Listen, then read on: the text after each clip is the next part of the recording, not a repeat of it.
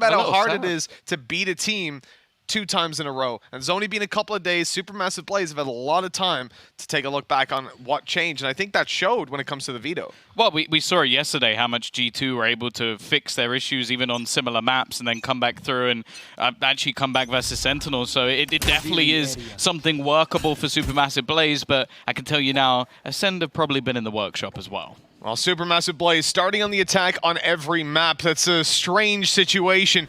You'll see them here on ACEND looking for the A side and finding it for free. They found the weakness, they found the gap, and the plant will be theirs. Yeah, the full retake going to have to come into play here for the side of ACEND. Now, they're going to be looking to try and come on the flank and pick off the man of Brave, but already looking to try and spot out those remaining players. Will probably call for a little bit of support. Oh, nice shot by ACEND, still with the dash online. He gets out of there, not sectioned in by the Nano Swarm. They've caught Brave as well. Now it's only the players on the site, and they're going to start to feel overwhelmed. Players coming from every single angle. Shock darts in for damage, but they somehow get away with all the kills. 5 and 4 HP left between Pora and Izzy, but Supermassive Blaze take the pistol. Excuse me?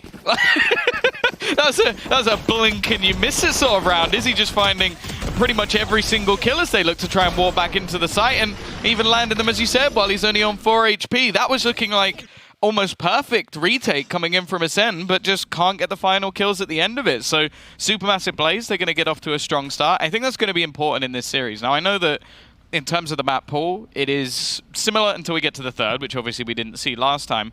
The difference of the maps being flipped, though, I think actually could be quite a big deal, because last time you got ACEND going into their own map choice, winning it dominantly, then they come through into map, which we spoke about at the time, being heavily favored to Supermassive Blaze, one that they've been unbelievable on in both Turkey and EMEA. And then we sort of had that almost, I don't want to say underperformance, but we had some of the players that I would have expected to be a little better, not quite up to the standard I would have wanted. I think the real focus there for me was actually Russ, because he's someone we know can be an absolute superstar. Was a little bit missing in that series. So I think that them starting off on their strong map could actually be a really important thing for the Turkish squad. Yeah, when it comes to Russ, I've heard many people talk about this guy, and we're expecting to see a lot from him here today. One thing I want to point out when it comes to Supermassive Blaze is the fact that they've kind of approached this veto in what I would consider to be a strange manner. Obviously, we're starting out on ACEND here, but the thing that surprised me was the fact that they banned out Icebox, a map that previously they let through as the third map decider, and they let Bind through this time. So they're comfortable playing Icebox. They could have let that through. They could have banned Bind, and it would have been okay. But it puts us in a bit of a weird situation where you're like, that's a map that they got destroyed on, and they're still willing to play it. And that is where, similar to what we saw with G2 Sentinels yesterday, with F4Q, G2 as well, they have definitely looked at that map and hopefully fix a lot of problems. I'm the other way around, though, because we've got Split, the permaban of ACEND, in the map pool, and they chose to ban Haven, which up until they lost to Vision Strikers was a map I was incredibly confident in them on. So I think that, if anything, 2 of the 3 maps, I actually favor SMB. Yeah, I'm 100% with you. It was an odd veto, looking at it from the context of if it was the previous series, or how the previous series went, but that is a testament to these players, into how they can adapt and how they can push forward. Now, we're getting back into the game here, but ACEND are just on an eco, so we don't expect to see a whole bunch from them. Supermassive Blaze have gone for the rifle over on Izzy. Everyone else just playing Spectres. But in this situation, you don't really want to lose any players. Well, the other thing as well for Izzy is if he even just gets 1 kill in this round now and then dies, as long as somebody picks up the rifle, he comes in with a Blade Storm. He got so many kills in the pistol that he's put himself and his team in an incredibly good spot. That's why he can actually afford to take this bit of a risk, as long as, well, that gun doesn't fall into enemy hands. For now, at least, there are going to be a multitude of defenders, and we have seen how the shorty can actually work from the boathouse. So I'm a little bit worried that one of these players is going to fall to that gun. Yeah, look how low Brave is as well. Even as he's getting healed up, he's still going to be pretty weak as he walks into the back of Bone.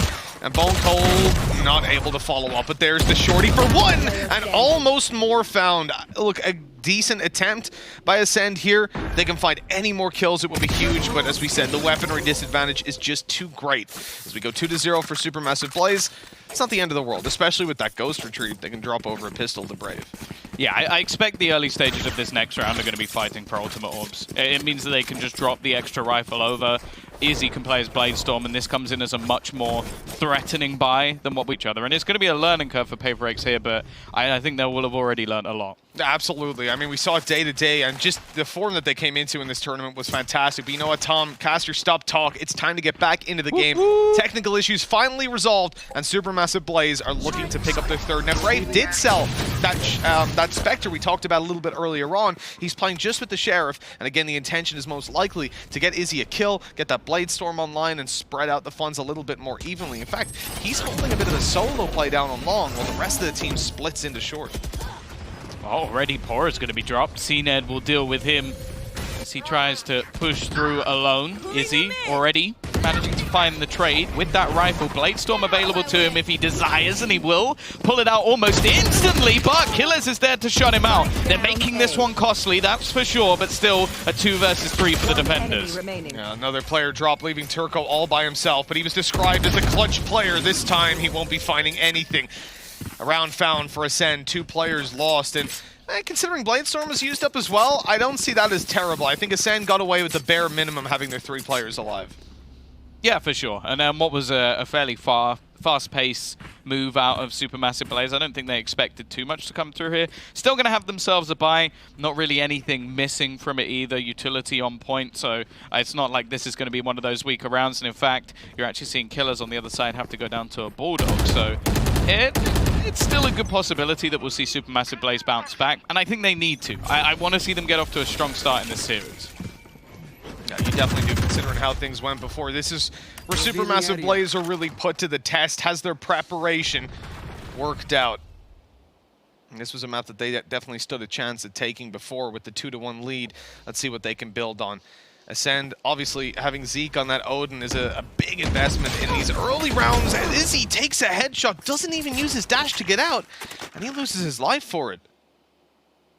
Yeah, the pressure into mid, and ACEND's getting not only an opener, but he's finding a lot of information. The spike also down very far away, so they're going to have to go for a full rotation just to pick that one back up again, and it will burn quite a bit of time off of the clock. You can also see that there's a hell of a lot of utility currently set up for Killers, moving over to this Killjoy more recently, but it seems to be working at least decently for now. It's not an agent that I would say is synonymous with him as a player, but the fact that he's slowly adding tools that he can wield within the server is going to be great for ACEND. The utility cycle on this push is working out perfectly for ACEND. As you look at their recon vault just now coming back online for Zeke, he's going to be able to lob that in as soon as he's hearing the orb being taken, and that's massive information for them to play with. He has the Odin to work with as well, so that's going to be sprayed straight away to take down the Killjoy ultimate. The lockdown not in effect, and 20 seconds left. Supermassive Blaze have been completely outplayed. They need to just run into a stacked up site, and ACEND are toying with them, just running the clock down. 10 seconds to get the spike planted, and there's still so many players on the site. That was a fantastic round from ACEND, and Supermassive Blaze just looked lost. That might be one of the best B-site defensive setups I've ever seen. Like, it was just perfect. They even had the wall down, so if they wanted to try and wrap into the back of the site, they didn't stand a chance. And when you have an Odin just sat homed in on an angle, well, I'm going to bank on that play every single time. They had the slows in to try and delay them on the push with only 20 seconds left, and then they had a gravity well. So even if they get past the slow, they're being pulled back even further. That was a great read from ACEND, and Supermassive Blaze have just been owned. Absolutely. I mean, at this point on the attack, they, as I said, they looked lost. They didn't know what to do. They gambled on just that lockdown working out for them, putting it up on top of the box. It was so easy to spray down with the Odin, and we said it was a huge investment out of Zeke to go in for that weapon, but it got them the round there. Oh my, he's going in for it. Killers, an absolute madman, and it works out for one. Yeah, I think this is one of the things that's always going to be added when you have an Astra. Just the ability to have these dirty little setups, pulling players into angles, and especially in a round like this where there's only going to be pistols in play, it's going to become fairly difficult. And all right, ACEND, that's probably the most knives I think I've ever seen fired off in one go. But hey, if he's going to get himself 3 kills, keep the round flawless for the side of ACEND, I don't think they're going to mind.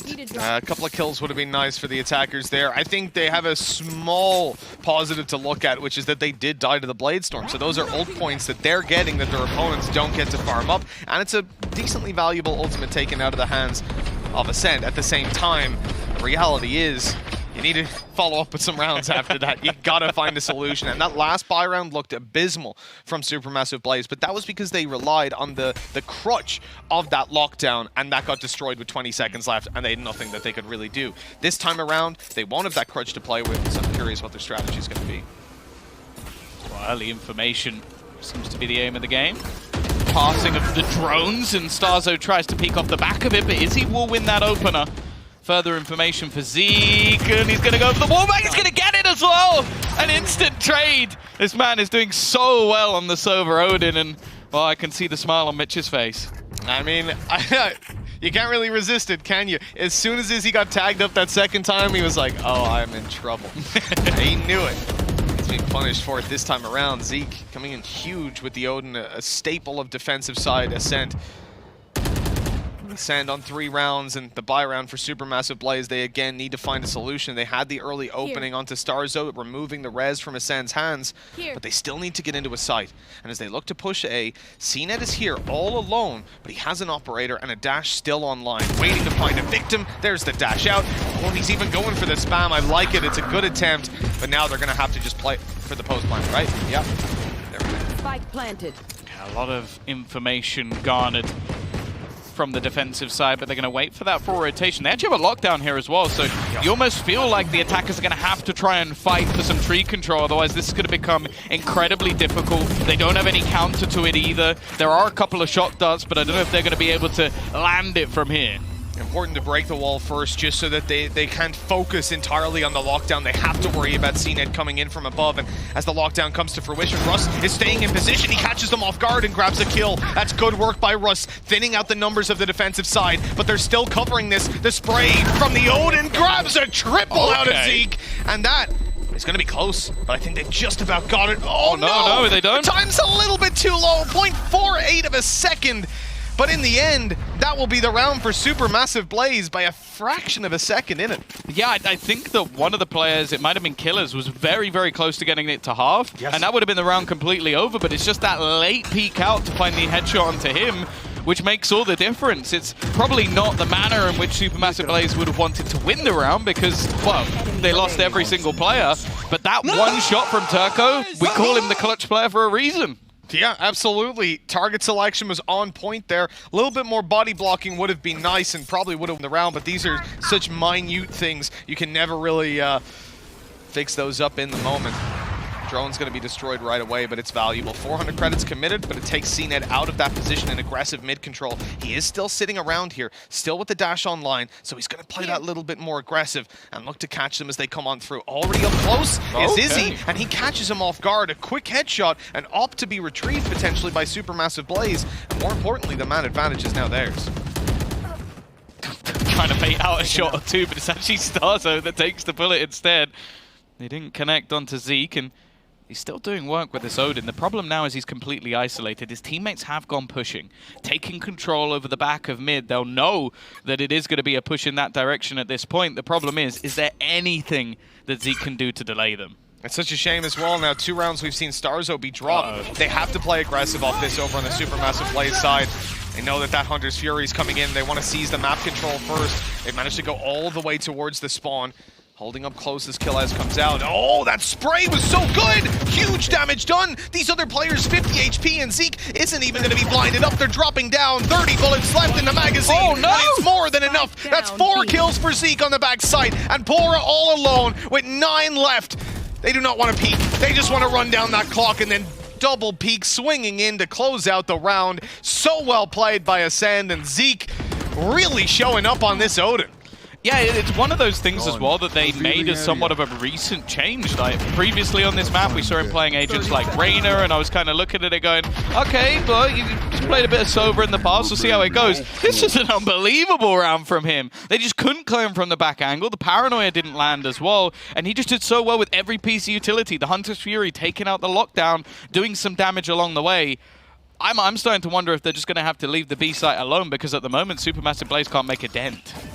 Well, they are going to send Pora towards this side of the map right away. There's been a lot of success, though, for Supermassive Blaze in middle. This time around, though, they're not going to pressure it, and I think that's almost a good read. When you find success like that 2 or 3 rounds in a row, there's going to be an adaptation. ACEND are not going to keep doing the same thing, and you see that now. They're playing a bait setup with an Astra Star to try to pull them in as they get up close, and then obviously you've got Zeke with the Odin playing in spawn, ready to wall bang away when the pull does come through. Again, we're going to see these drones for information. The wall holding off as well onto short. This is a different round from what we've seen previously, but as you said, the information is now there. Also got the spike in the hands of Izzy, just waiting for anybody to try and get aggressive into long, but the fact is for now they're almost just waiting to see if someone on ACEND gets a little bit cheeky. Well, that's the idea, right? The drone just spotted 2 players outside of A, and so hopefully someone on B pushes or someone gets a little bit aggressive down middle. But it's not going to happen. Not with the setup they have. Killjoy and Astra holding down pretty much 66% of the map, and a 3-man stack on the A side, ready to take these fights against the Pistols. Still, the Blade Storm is online for Izzy, as we've seen, and that's the real point of danger. The shot not going to be connected by CNET right away. The sprays managed to catch Brave on the crossover, but Izzy has made it to the site. Starzo is taken down, but the shot is missed. A classic fight that goes Izzy's way. He's even going in for the spike plant, and it looks like he's going to get it. This is huge. Supermassive Blaze now have a lot more control to play with than it looked like in the early round. Turco down below with a Vandal, and the first kill is his. 8 bullets left. The Odin trying to find them, spraying into the dark, looking for those final tags, but they'll have to drop on him eventually. And here they come. Zeke still closing it out, but damn good round for Supermassive Blaze. Zeke is unbelievable with the Odin. I almost wonder why they weren't doing this before. It just seems like he's so unbelievably comfortable. But yeah, as you said, that really is a strong round for Supermassive Blaze. They came in with fairly little. They lost a lot of players initially, and still Izzy manages to at least make it close, get them a plant and some extra credits, and at least earn a couple of extra orbs for other players here and there as well. So it's not the worst round. The problem for now, though, is that we need to see them starting to get back onto the board again, as we know that Supermassive Blaze should have a decent defensive side, but I don't think ACEND are any slouches on the attack. Yeah, well, that's really the problem, right? And for Supermassive Blaze, again, let's remember the context. They barely won that pistol round. It came down to 9 HP on 2 players to put them 2-0 up. There really has been very little success with Pora constantly farming up those lockdowns, but they never really do anything for them. The counter's always there on the other side. The mid control that Supermassive Blaze have found again and again works out this time around for the bait, but they still need to deal with Zeke. So far, he's been untouchable, but he's only good for 1. Starzo res online, but no ability to get them all back up. He has to take the duels as they come on through this choke point, and they just swing wide, taking him down, finding the B site. And Supermassive Blaze may just have found an answer to getting into this site and winning a round. They do actually manage to catch out Brave, though. A peak that maybe is a little bit audacious. Cosmic Divide probably not going to be too valuable in this scenario unless they can try and section off the jewels, maybe close out the boathouse, give them something a little bit extra for this spot, but Bone Cold being caught leaves it all onto Killers, and they know exactly where he is. Oh, that's 2 instant shots! It's into the 1 versus 1. The turret may not spot out Pora, at least for the moment, but it gives just that little bit of extra information. I think he thinks he's over into the boathouse, so Pora will close it way too close for comfort, and only 1 man standing again. Supermassive Blaze, since they've got into the buys, they haven't had a clean round. I mean, the problem for them has been getting through those choke points, getting onto the sites, and this time around on the buy round, they make it happen. It looks dominant, it looks convincing. What was it, a 4v2? And it ends up with just Pora left to clutch it out. That is not an acceptable round, and they will not be happy. Look at this. Double swinging. They were both peeking him, and Killaz still gets away with 2. That's a huge whiff, and it almost comes with a huge price tag. And that's saying, like, they've now won 2 rounds other than the pistol that were with 0 players surviving and 1. So credits-wise, they're still in the bin, and for the defensive side, they're going to purchase into this one. They've got 4 ultimates online as well. They've just shock-darted Pora perfectly. It landed on his feet. 65 health, no shields left. Off such a cheap piece of utility. 150 credits invested for that. Zeke's on fire right now, but look at the ultis for ACEND. We talked about it already. Starzo's had the res the entire game, and just no opportunities to use it. But this time might be a little bit different. Killaz is holding for the cross. It is a passive hold on the A site, looking for a hard retake.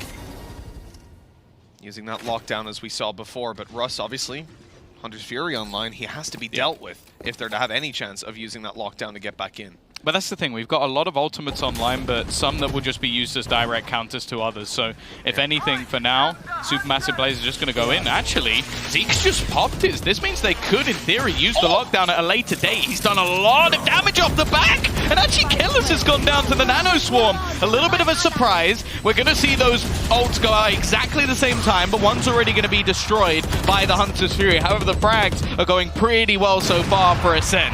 They're going to bail out, let this lockdown go to completion. All and of that's them. a big problem. All 3 players They're detained. gonna get pushed. They're hunting them down. Brave finding 2. And it's all down to ACEND, who's still trapped. That is a big, big loss for ACEND. Supermassive Blaze were under threat. They were damaged up. But that Hunter's Fury being used in such a nonchalant way basically just gave Supermassive Blaze the round. Yeah, that did seem like... obviously, it did a lot of damage. Like, if you're looking at damage alone, like it really wasn't a bad ultimate at all from Zeke. But it was just the fact that, as said, going into that, it looked like it was going to be lockdown, counter, lockdown, counter. Like, that was how that was going to go. Instead, he pops it early. They have no counter. 3 players get detained. And the fact that he used his shock darts in the early round as well, that's where it just becomes almost unacceptable for me. You see that your opponent has lockdown online. Yeah. You're coming into the last 3 rounds. You have to have some form of a counter. And it's either the shock darts or your Hunter's Fury, or you better be playing aggressive for early flanks. They did none of it, and then they threw away all their utility. And yes, he did great damage. The shock dart onto Pora took him down to 65 health, stripped him of his shields. The Hunter's Fury must have done about 200 or 300 damage, tagging up, I think, 4 players. But it doesn't matter if you're all detained in the end and you just get hunted down by Brave. That was a very strange round, and I'm not surprised at all that there's a timeout called by ACEND. Yeah, this is a lifeline, because I said for Supermassive Blaze so far, they've had no rounds to actually build their economy up. If they'd lost that one, they would have been right back in the dirt again and probably looking at more of a 7-5 half lean in the favor of ACEND. So I think that now they actually have a chance to come out on top in this one. And, well, for the defenders, they now have basically nothing to play with. Still got a res online, but not going to use it in this round. No, I mean, that's a good gamble, yeah, considering that it's been on for about the past 7 or 8 rounds. That res has been online. Just as we said, there's no opportunity to use it, or there hasn't been thus far. Now, moving into round number 11, ACEND have practically no economy. They've got sheriffs. And you saw CNET wanted to go for a judge, but it's just that little bit too expensive. I find it hard to believe they'll get a whole lot done. Supermassive Blaze are going to be acutely aware of what ACEND have and the weaknesses that they're bringing into this round. So it's all about just grouping up. And in fact, look at how passive they are on their mid control. They literally have 2 players sat outside the A side, way back in the spawn, looking to just take these duels together if they do come around. Supermassive Blaze clearly wary of the economy of their opponents in this round. Not going to allow them to get away with anything too cheeky. Also got the turret watching, alarm bot making sure there can be no aggression into B. And now they're going to start their push in that direction. Even still, though, because they've given up so much control over on the A site, there's actually somewhat of a stack building in B. Now this could be problematic. In fact, Bone Colt on his way through to cover middle, and that aggression out of Killaz just gives so much value. 40 seconds left. ACEND have got the playbook. They know exactly what's coming towards them, but the only problem is going to be that they do not have the weaponry to fight this. Izzy is actually already on the site, spraying away for 1. He doesn't know that there's 2 more here. Bone Colt breaking out the door. CNET's good for the first. Shut down right after. The trades are good. Supermassive Blaze use a little dash to get in backside. They're covering all their angles. They're playing this together, making sure they're trading. There's not a lot you can really get done here short of a god-tier play out of one of these players. Yeah, and I think it's just Izzy basically cleaning everything up at this point. Having a pretty good map. I think it's an important point to make. We're always going to make the comparisons between the 2 jets in the server. Right now, it seems like he's been winning a lot of those duels, had a lot of strong openers. That was one of the things that was really curious, though, the last time we witnessed ACEND. I was showing it to you earlier. Just like, if you look at the opening kill stats, they were really far in the favor of Supermassive Blaze, even though they lost the map. I think it was something, I think it was Izzy was actually like +8 or something, which is just absurd. So to lose a map off of that showed how, in so many rounds, ACEND were actually fighting back from a deficit. In this stage, though, it looks like Supermassive Blaze have done a little bit better to actually convert a lot of those rounds. The operator rings out straight away. That was a secondary weapon for Izzy. He has a Vandal and a Blade Storm. The op drop behind them. Now, there's a problem with that.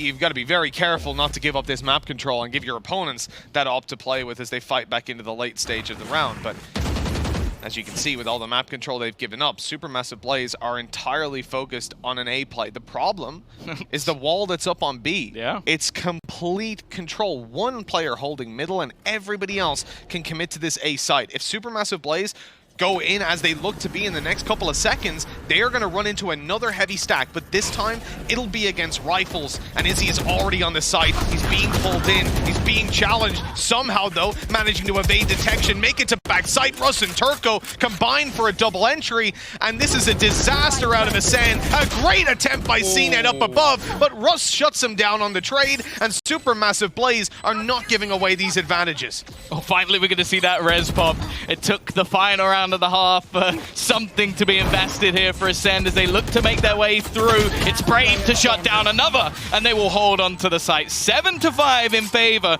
of Supermassive Blaze. A close half for sure, but towards the end, they had the resurgence we wanted. Yes, most definitely. With the 2-0 start they had, they kind of stalled out a little bit. It was starting to look like ACEND just had the playbook, like they knew exactly what was going down. You look at these pushes that they had towards the B site, both of the times they used their lockdown there was nothing found, but then they went to the B, the C, the D plan, and every single one of those seemed to work out for Supermassive Blaze, now seeming to be in prime position coming out of this half. Yeah, a solid half for them as well. And I honestly, I think that their defensive side is normally the one where they're a little bit more deadly. So I'm excited to see what they're going to have to offer in the next one. Yeah, I think when I look at ACEND in the current state, they're not going to be giving up anytime soon. Their attack is definitely strong, but before we get into that, we're going to throw things over to the desk for a little halftime analysis.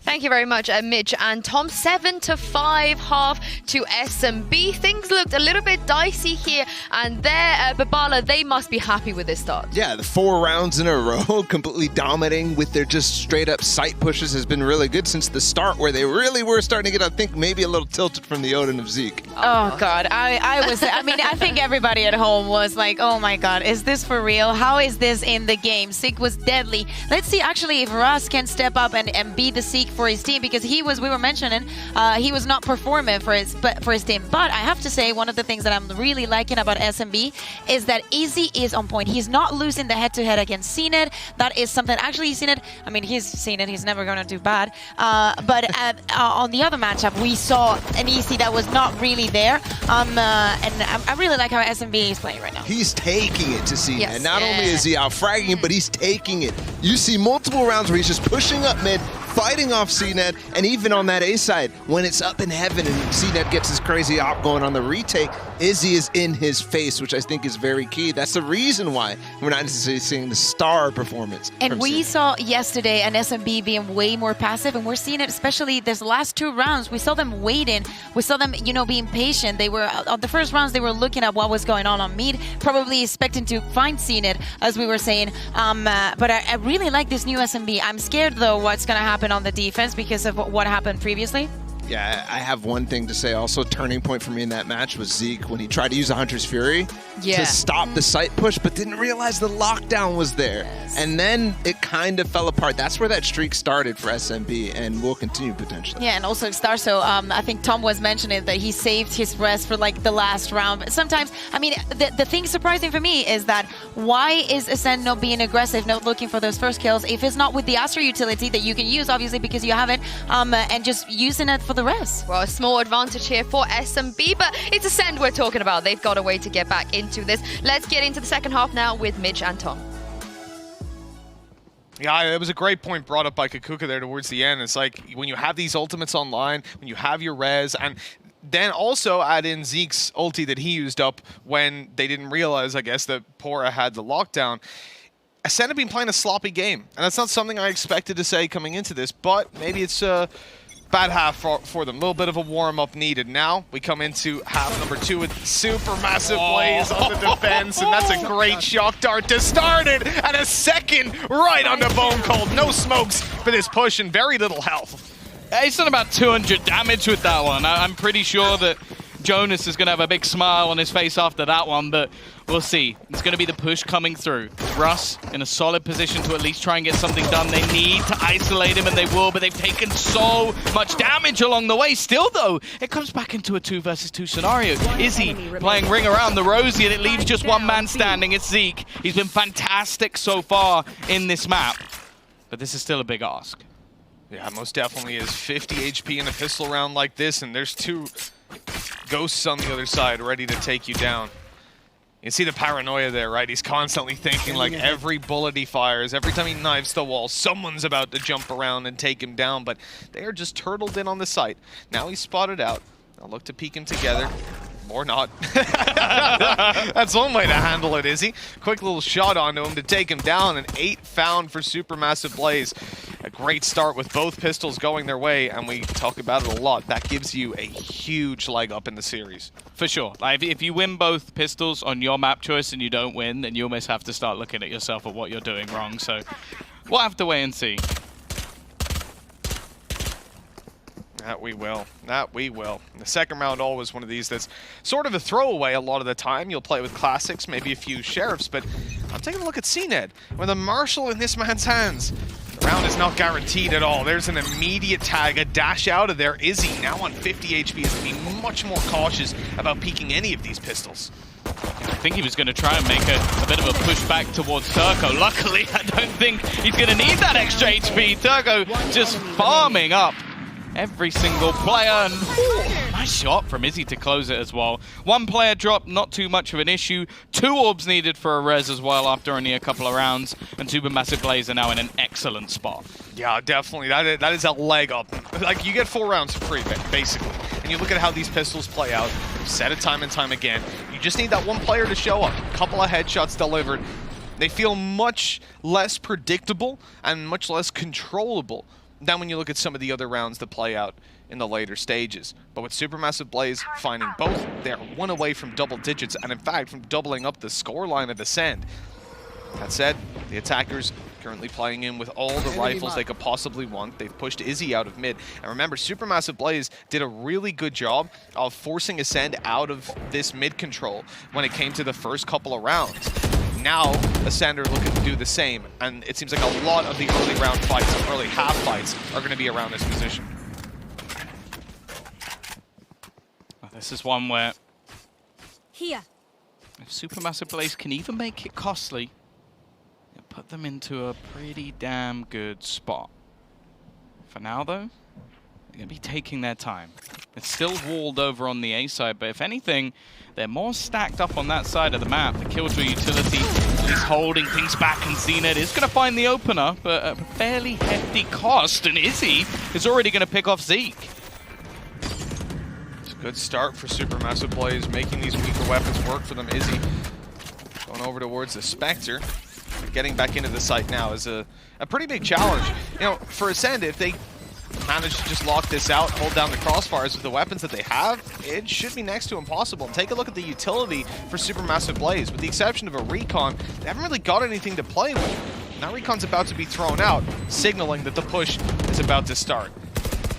Drop down. Oh, wow, the wall bang's taking them down. This is looking a little bit shaky. ACEND losing lots of players. Izzy, the last alive. He found 3 in that round. The first a Marshal, a double out of the Spectre, and he was so close to making that one work. Yeah, it's been an incredibly strong map from him. In fact, he has basically been the difference maker. If you look at the scoreboard right now, he's got double the kills of the player in second on his screen, but have to see what they're going to be able to do in the buy, because this was a huge bonus round for them. Financially, it's going to put them in a decent spot. He's also going to have his Blade Storm, although I believe that CNED might also have it on the other side, so a battle of the Jets able to ensue. And in fact, is he going to go straight in for the Operator, so he's not messing about. I mean, I guess it's one of the advantages when you win out a round like that. Or I say win out. I know Supermassive Blaze didn't win the round, but they sort of did, considering what they came in with. They should not have had anywhere near that damage. Now, ACEND investing their full economy into this one. This is a huge round for Supermassive Blaze. If they manage to win it out, they take a massive stride towards closing the map. Bone Cold, again, going to be met by shock darts towards B main. He might start to stay away from that position because it seems like they're magnetized towards him every time he steps in. again, we're going to see the same wall going down for ACEND. Locks off a portion of the map, which until it's broken, they don't really have to face off in that angle. Now, it has been slightly damaged, at least by the side of Supermassive Blaze, just to try and hold players onto that side of the map, and it has done just that, leaving just a couple to defend versus ACEND as they now look to back towards the B side. This is going to be a full push in. Supermassive Blaze quite a bit away from rotating. These players on this site need to do a massive job of holding it down. It's Pora and Russ.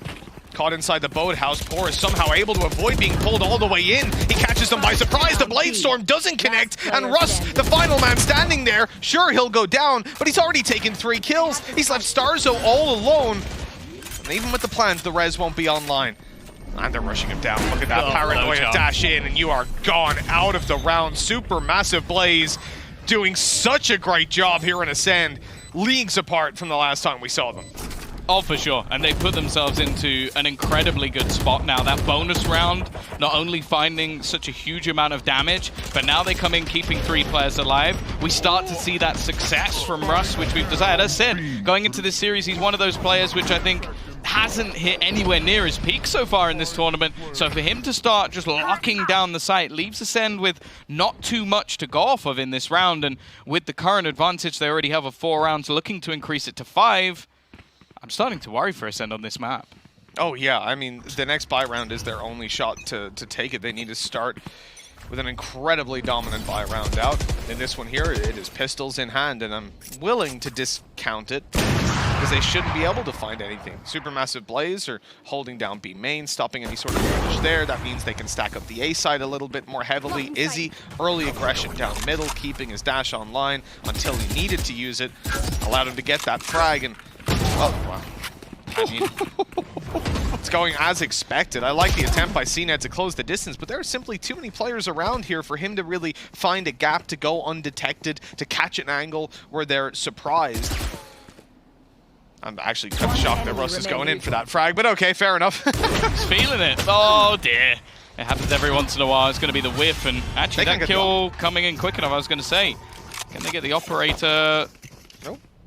No? Nowhere near it. That's a huge loss. I mean, they're 11-6 up, but it's a butterfly effect, or potentially it could be. Losing that means much bigger investment coming into this round if they want to have the op online. If they don't, it'll probably be Blade Storm out of Izzy, which still limits his ability to fight. It's not ideal, but it's not the end of the world. Timeout called in here, and I believe that's ACEND calling it, and not really much of a surprise. Yeah. They're in a spot now where we sort of spoke about it at the beginning of the series. I think that in terms of the veto, some of the initial bans were a little bit weird, but the fact that we know that Split's going to be the last map in the series, it means that even if Bind now goes the way we expect, it's still going to mean that basically we need ACEND to win their permaban, so they need to try and pull something back here and now in this map. So they're going to take themselves a moment. They will have a decent buy going into the next round, but at least from my perspective, I don't really see them bringing it back at this point. I have a lot of faith in Supermassive Blaze. You know what, that's a big if as well. Like, they would need to win this map and then go to the third, but the reality is, for Supermassive Blaze, they have a chance coming into map number 2. Yeah. Purely because they have allowed map number 2 to come in. We know that they're comfortable playing Icebox. We know that they could have pulled that out, but instead, they have opted to allow Bind back in. And you do not do that if you think, yeah, we're probably going to lose 13-4. No worries, move on. Like, they clearly have done the research, and we talked about it with both of G2 series. Obviously, with the format of their group, they had a lot of rematches. But beating a team twice is so difficult because they adapt. And from what we've seen of Supermassive Blaze on this map, that adaptation is there, at least for ACEND. Well, this is where we see what ACEND are going to be able to do. I think they sold the operator, so maybe going to try and pick up the pace a little bit here. I like this from Supermassive Blaze, though. A 3-man stack early. They are going to get scanned up, though. And Izzy, he's going to stick around, but he only just survives. He will get healed back up, at least for the moment. But the rest of the team is starting to be pincered on. It's going to be a spray down, though! They've just destroyed the push of ACEND, leaving just 2 players remaining. And honestly, at this point, what does Zeke and Killers do here? Zeke's got the ult orb at least. That's a positive, Tom, but it's Gonna have Hunter's Fury for next round. It's all okay. That's what you need for the comeback. This is looking incredible from Supermassive Blaze on a number of fronts. Individually, they're showing up right there. Again, something that we've talked about, the fact that...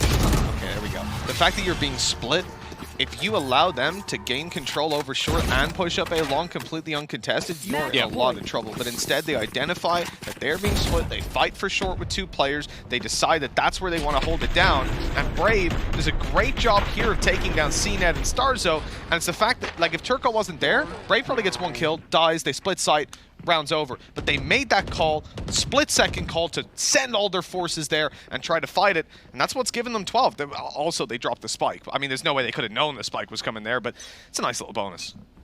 This leaves a horrible situation for ACEND. They're now looking to come in. Sure, they've got 4 ultimates to play with, but there's plenty of counters there available straight away. We're going to see the Hunter's Fury popped, and actually, Russ, while going to try and take out the ult, has actually managed to take 2 kills with him. We are going to still see the Killjoy ult go through, though. He didn't destroy it. He just ended up killing the players. He got a kill, and then he targeted it. Obviously, seeing where the other Hunter's Fury was coming from, Starzo putting up a good fight on the site. Move towards his teammates now after a quick double kill. Getting out of there is kind of tough, getting over towards the site. So instead, he's going to play inside of main and look to take the contact as they cross over and then swing with Killaz. This is a powerful setup for ACEND. The smoke on Brave might give them a little bit of an opportunity, swapping over the op. Bogdan's Law there just to allow Brave to try and take this kill. Make advantage of his low HP, and in fact, Izzy's gone in for 2! This is ridiculous! He's on the side and going for the defuse. It's going to be taken halfway. The turret doesn't even catch him to start with, and inside the Cloudburst, he is defusing, dropping down. Izzy takes the kill to Killaz, and that is a disaster of a round. It looked like ACEND would at least push up to 7, and they get nothing done. 13-6. Supermassive Blaze have come to play. Izzy ain't messing around. This man is not being eliminated today. That is one of the best maps I think we've seen from him individually, and to win that clutch from that point, like, Brave didn't even have to do anything. His teammate dashes into the site and manages to kill a couple of players. You can see the smile on his face. I think even he realizes that that was an unwinnable scenario, and somehow they managed to pull it through. And, well, I think we've seen a difference a couple of days ago, mate. He finished 26-12 with 344 ACS, and honestly, no one else in the server was even close. Now, this is where you have a little bit of an upside for ACEND, though. The next map up was incredible for them last time around. They dominated Supermassive Blaze, but considering the fresh face of this Turkish squad coming into this map, I would not be feeling confident that the next map will go the same way as it did before. Yeah, for sure. That's the difference, though. It's exactly what I said last time. Like, the fact that the maps are in this order gives the opportunity for one of these teams to almost get that boost off winning their map choice. Like we saw last time, we never expected ACEND to win ACEND. Like, it wasn't going to be the case, but they win their own map choice, then they come through, and they almost just seem to win it off of the individual brilliance and maybe a few flat players on the other side. This time, though, it's SMB who have the boost. And I'm starting to get a little bit worried for ACEND because they're one of the teams that we look at to be one of the challengers for the title. They've now had a slip-up, a rough day versus Vision Strikers who looked incredible. Now they're a map down and 1 away from being eliminated from the tournament. I'll tell you what, we saw ACEND pick up all those early rounds, the 5-3 scoreline, most of which were on the back of Zeke's Odin. They stop playing with the Odin, they lose all the rounds. I mean, I'm not saying, you know, correlation is not causation and all that sort of stuff, but at the end of the day, you know, Odin equals win. That's all I can say. I have to say, though, for Supermassive Blaze coming into this map, they've looked absolutely incredible. They picked up the momentum. The clutches have been there. The plans have been there. When it comes down to sloppy play, though, ACEND took the cake. Whether it was ultimates, look at that last round there. They allowed themselves to be completely sectioned out by that Hunter's. This pause that we've had, they're all, you know, sitting in it, waiting for this map to start. How do you see that affecting these teams? Honestly, I don't think it will affect them a massive amount. It might just remove some of the momentum from Supermassive Blaze, which I think actually plays into ACEND's hands. I think this is a map we expect them to win, and Supermassive Blaze are going to have to come in red hot if they're going to take this one. 100% agree with you. Professionals on this level, they tend to be pretty good at just brushing these things off. Me, on the other hand, I'd probably be having a meltdown, of panic, of sheer stress. But then again, that's why I don't play. Supermassive Blaze on the attack side. said that they've started every map in the series on the attack side. You know that they're comfortable here. Now they're going to be moving in for an A hit, and ACEND have actually rotated Starzo all the way over to the B site. Yeah, they have a lot of ability to delay when it comes to A, but it looks like there's going to be a push straight through it, and Bone Cold, even on just 1 HP, manages to sneak past through the Poison Orb and find himself the opener. The wraparound from Russ is also going to meet Bone Cold on the Brimstone, and he's going ham in the pistol. 3 kills already. Last man standing will fall to Killers, and ACEND win a clean pistol round. That was so smart by Bone Cold as well, stepping inside the Poison Orb. Sure, he got lit down to 1 HP. That was a risk, a roll of the dice, but when they'd already rotated a player towards B, they couldn't rely on just sitting back and allowing them to push in. He rolled the dice and it worked out perfectly for him, and then obviously, because he's not damaged, he's decayed, he gets his 100 health back up, and he still doesn't end up taking a lick of damage by the time the round ends. 1-0 for ACEND in a well-earned pistol round at last.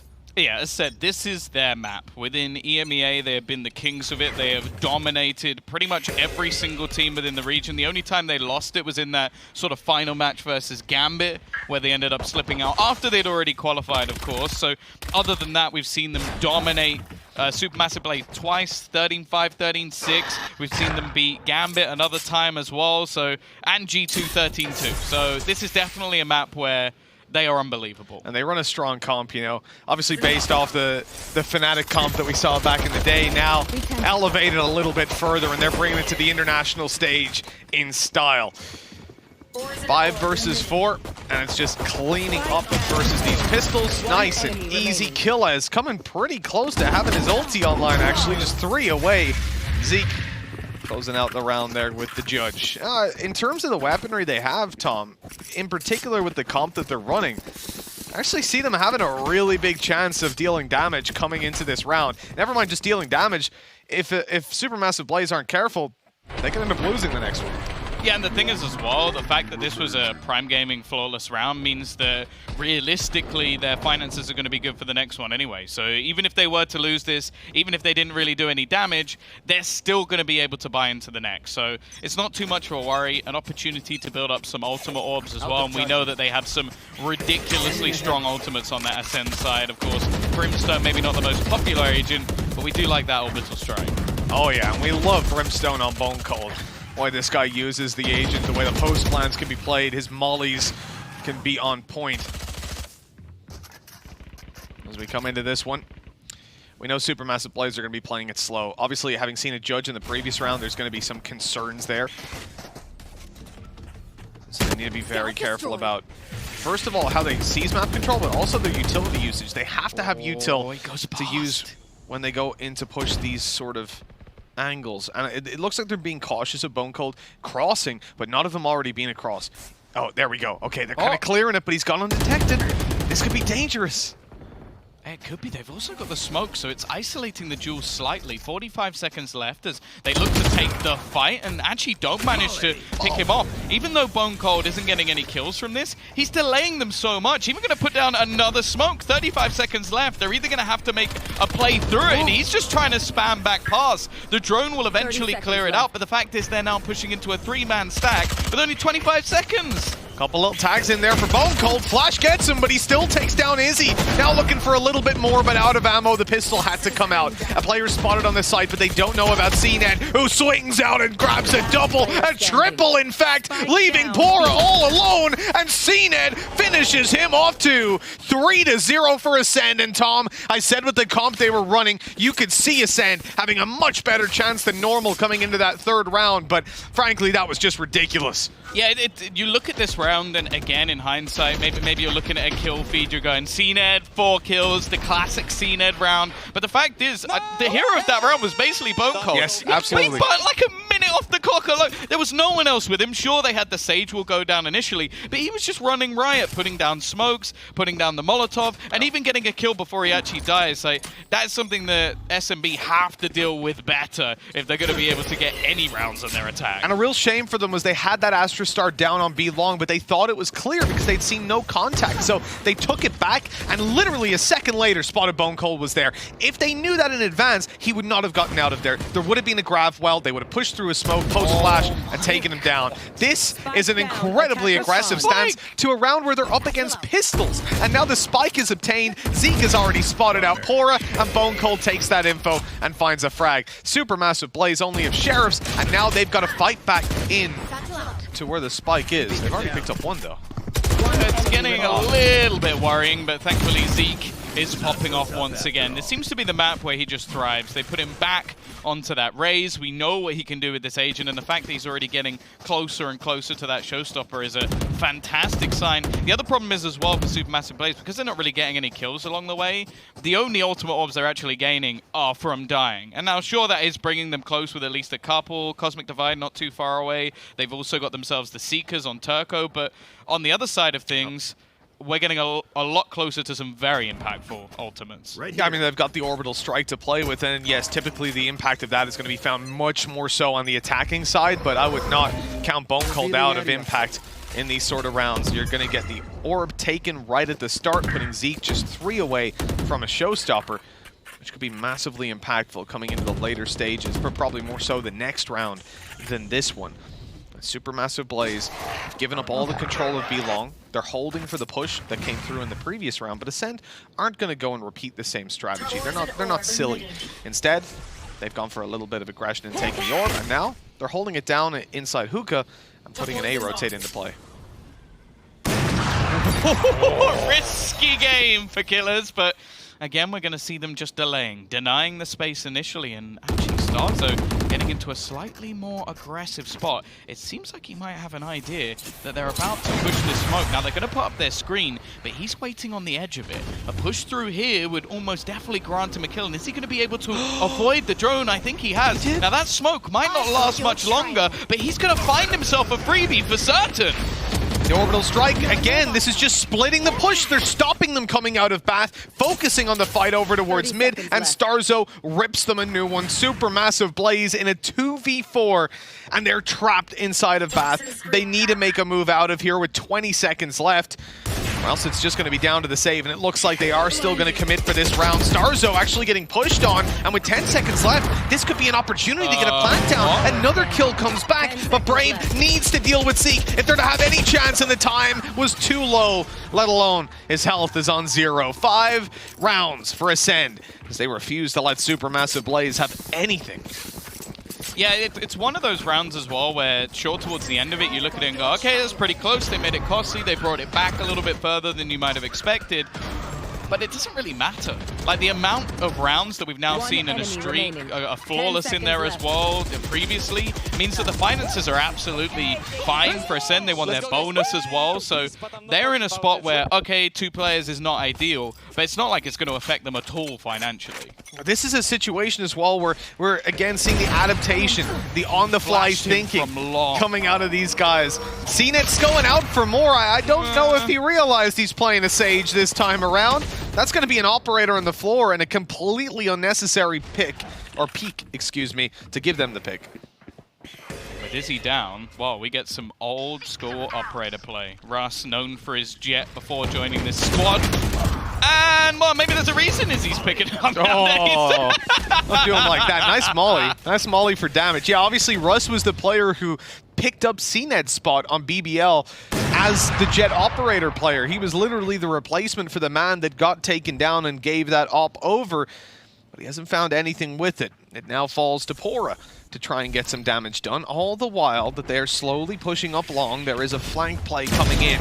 Starzo's again taking contact, teammates are there, and this is textbook. This is clean. I am absolutely loving the way that ACEND are approaching this map. Their A pushes, like reaction to the Seekers coming out to put the orbital strike in, and then just split the push, take down one side of it, and have that control to fight and box the other players in. And then in this round here, okay, I'm gonna be honest, absolutely hated what CNET did, but after that, they managed to hold it together perfectly. You wouldn't be saying that if he got the kill, you know? I actually would. I'll be honest, Tom. I definitely would be saying that. You would be screaming his name like always. I know what you're like. You're very fickle and not. No, I'm kidding. But yeah, I agree. I think a little bit over aggressive, but that is what CNET does sometimes. Last time they played this map, they were throwing Vandals through TPs at the last guy. That is also true. There's a lot of stuff that ACEND do that we don't necessarily agree with. Taking a tactical pause to clap It's also one one, too, of the, yeah. one of the things that they like to do. I would love if they just cut away from MBS now, just being all serious, and the team are just clapping again. Yeah. Like he's like, right guys, okay, Guys, this round- please! we will rock you, is what they're saying. But yeah, this is maybe not the manner in which we expected it, but again, this is a map that ACEND have proven themselves to be the best in EMEA, and obviously with SMB being one of the teams in EMEA, it kind of goes without saying that we expect them to best them here. The problem is for now is that we're starting to see those cheeky plays out from ACEND that start to worry me, like those pushes into the smoke, like those timing peaks which just catch players off guard, and when that starts to happen, that's when this map truly can get out of control, because 6-0, this is already very dangerous for Supermassive Blaze. Oh, it most definitely is. The upside is, for Supermassive Blaze, as you pointed out, the next map is incredibly strong for them. Yeah. And not so much for ACEND, in fact, being their Permaban. insta-ban. So that coming out can mean two things. I mean, look, ACEND allowed it through for a reason. They banned Haven for a reason. So it is definitely a moment of uncertainty. But from all the data that we have, that favors Supermassive Blaze. So they don't need to feel stressed if the start of this game or this map indeed at all doesn't go their way. Although this round has started out well for them. But CNED again falling right off the bat. Yeah, they have to have a decent idea where Killers was. The flash wouldn't have caught him in any other spot, so they have been able to clear at least a close angle for now. Hunter's Fury also online, so if someone gets tagged by this, I almost assume that we'll see it come through just to almost guarantee the round. 2 openers should be more than enough. And Killers, well, he's in trouble.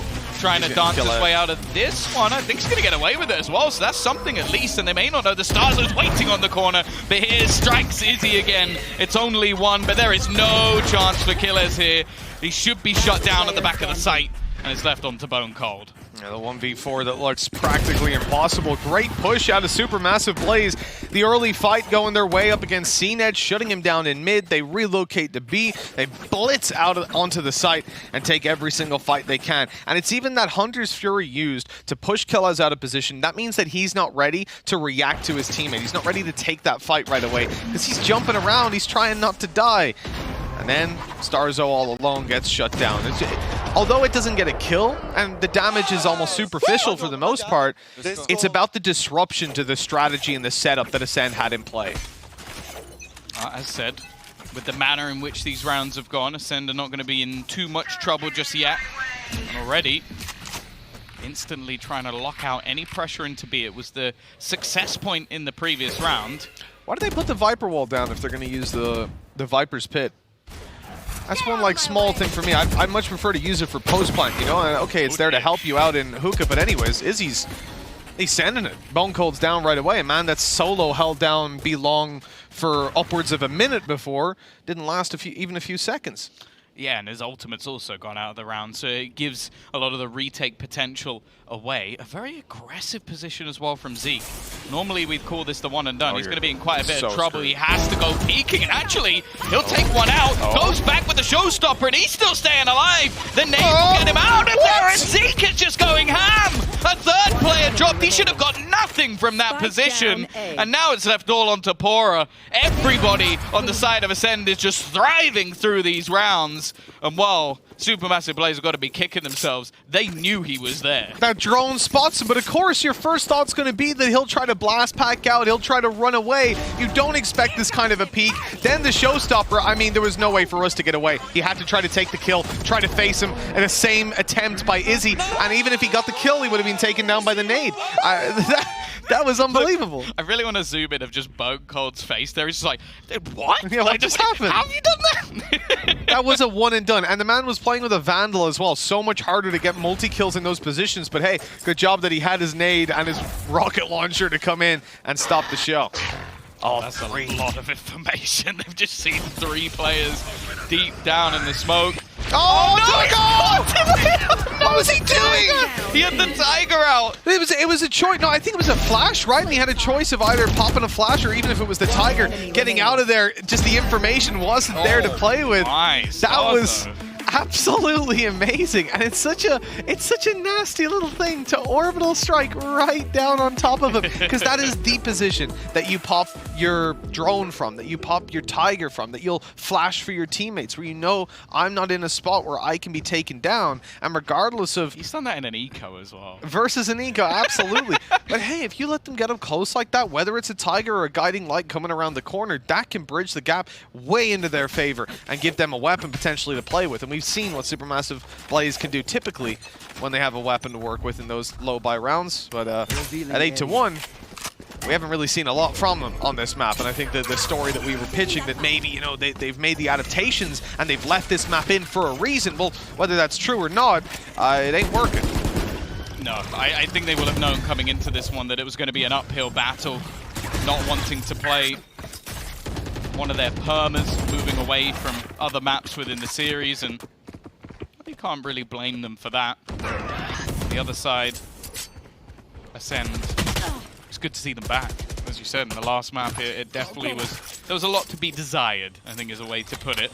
Now, there are some decent ults here, Mitch, so it's not like it's all doom and gloom for Supermassive Blaze, but with a minute coming up on the clock, they actually don't really have any map control just yet. They're playing very passive. This has been an explosive map for ACEND so far. The rotate on the way to A, but for now there's no choice but to just give it up. The Seekers confirming that there's only the one player close, but that info gets old very, very quickly. In fact, the entirety of ACEND now in towards the spawn. They won't be able to do much up against this Viper's Pit. They have delayed the plant a moment, and the nade through. Oh, this is going to buy time. Zeke goes right into the site, an ambitious play that does not pay off. This has just become spraying through a Viper's Pit, and it's not exactly gone to plan. It's left all up to Starzo, incredibly low.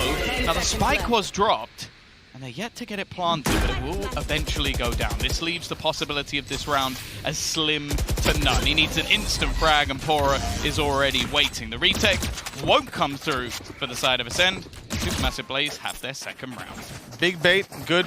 A move by Supermassive Blaze to catch ACEND with their pants down. Just the one player on site gets tagged by a drone. There's no way you stay to take that fight, and that allows them enough space to get in and put the Viper's Pit down. Zeke was making one of the more ambitious plays that I think I've ever seen. He's feeling it. Yeah, well, look, sometimes you're 8-1 up and you want to just make a flashy play, get your highlight reel buffed up, but it didn't work out this time around. Still, that is not a repeatable round for Supermassive Blaze, as the Viper's Pit ain't going to be online coming into the rest of this half. With 2 rounds left, but Zeke has just been completely destroyed. All right, Pora's starting to wake up a little bit. He's actually going to go through his own screen and just opens up the A site solo. The remaining 3 players from ACEND might actually have a choice to make here. Maybe thinking about keeping some of the weaponry through. Now, I see that! He just now taken 3 players with him! What is this map made of? Just 2 remaining on either side, and there's a chance now for ACEND. As if he's just ran through that smoke. They had absolutely no notion that he would. Poison Orb was down, activated, and they were about to snake bite it. Just a second of a gap left open, but CNED capitalized on it. Flash to backside. They know they can push through now without any sort of punishment, but it's Izzy far away with an operator in hand. The bullet gives him a haircut up behind Brave. Shuts Bone Cold down, and Starzo again needs the clutch. Up against an off. The flash will be shot out, but the time is so low. All he needs to do is run that clock down, and I think Izzy has gotten away with it. Another round for Supermassive Blaze by the skin on their teeth. I still can't believe the CNED managed to get 3 kills there, and all in all, like, they've managed to take every single weapon out of the hands of their opponent and pick up an operator for CNED, so it gives something to be played with in the next round, but I feel like just a lot of these spots have been very sloppy from Supermassive Blaze. Like, they've given themselves opportunities, they've been very good at taking space, but just 3 players pushing through there, it just seems so unnecessarily risky when you already had a 5-on-3. Yeah, I'm with you there. It was a real roll of the dice yet again, and we've seen it come back to bite them in the past, but this time around, Supermassive Blaze have their 3 rounds. Can they push up to 4? It's the final round of the half, and take a look at what ACEND have to work with. A res on CNED. That could prompt them for some early round aggression, but actually, they're playing more conventional, more of a default, maybe not wanting to take any risks with the way Supermassive Blaze have been able to capitalize on the back of the rotations previously. Toxins going After taking a lot of control, making a lot of noise into mid and bathrooms, it is a fallback from Supermassive Blaze. They've done well over the last few rounds to bait these rotations. ACEND quite quick to rotate in a lot of cases after not spotting anything. Over onto A, it's the drone to pull back Starzo. He was actually heading into B. They had the right idea, and you can just see him running back and forth. They fall into Zeke, and CNED is quick to keep the advantage in their favor. Oh, his pathing was a little bit rough there, but luckily no one got around to punish him in time. A recon to backside destroyed instantly. They know there's two players here, but CNED is taking them down through the wall. There is nowhere to hide from this guy right now. Supermassive Blaze choose instead to run away. But they're not going towards the A site. Not just yet. It's a relocation around to long. They don't want to jump out. Oh, well, they don't want to jump out of hookah, but they're going to jump up long right into his scope. Give a free kill away, and with 10 seconds left, CNED quickly dispatches his final rival. 9-3 at the half, and this is as dominant as we feared it would be for ACEND. Well, that's the thing. We talk about the last map, and one of the things highlighted on the desk was that it did look like Izzy had CNED's number a little bit. Like, he had a lot of opening picks, aggressive plays where he was performing incredibly well. It's not been the same on map 2. I think Izzy currently has 3 kills and CNED only has 4 deaths, so... And CNED's start was pretty trash, too. What, he had an operator 3 times. The first 3 times he pulled it out, he got slapped out of the round right away. So this isn't even like the clean CNED's show. He's actually been kind of nerfed at the start, but really found his feet towards the end of this. That is an incredibly dominant half out of ACEND. You know what? I'm going to need some fresh perspectives on this one. Let's toss it over to the desk to see what they make of Supermassive Blaze's chances. Thank you very much, Mitch and Tom. Fresh perspectives. I'm going to give a pretty rotten perspective because we're going to drum this home, but CNED kind of good, Bala?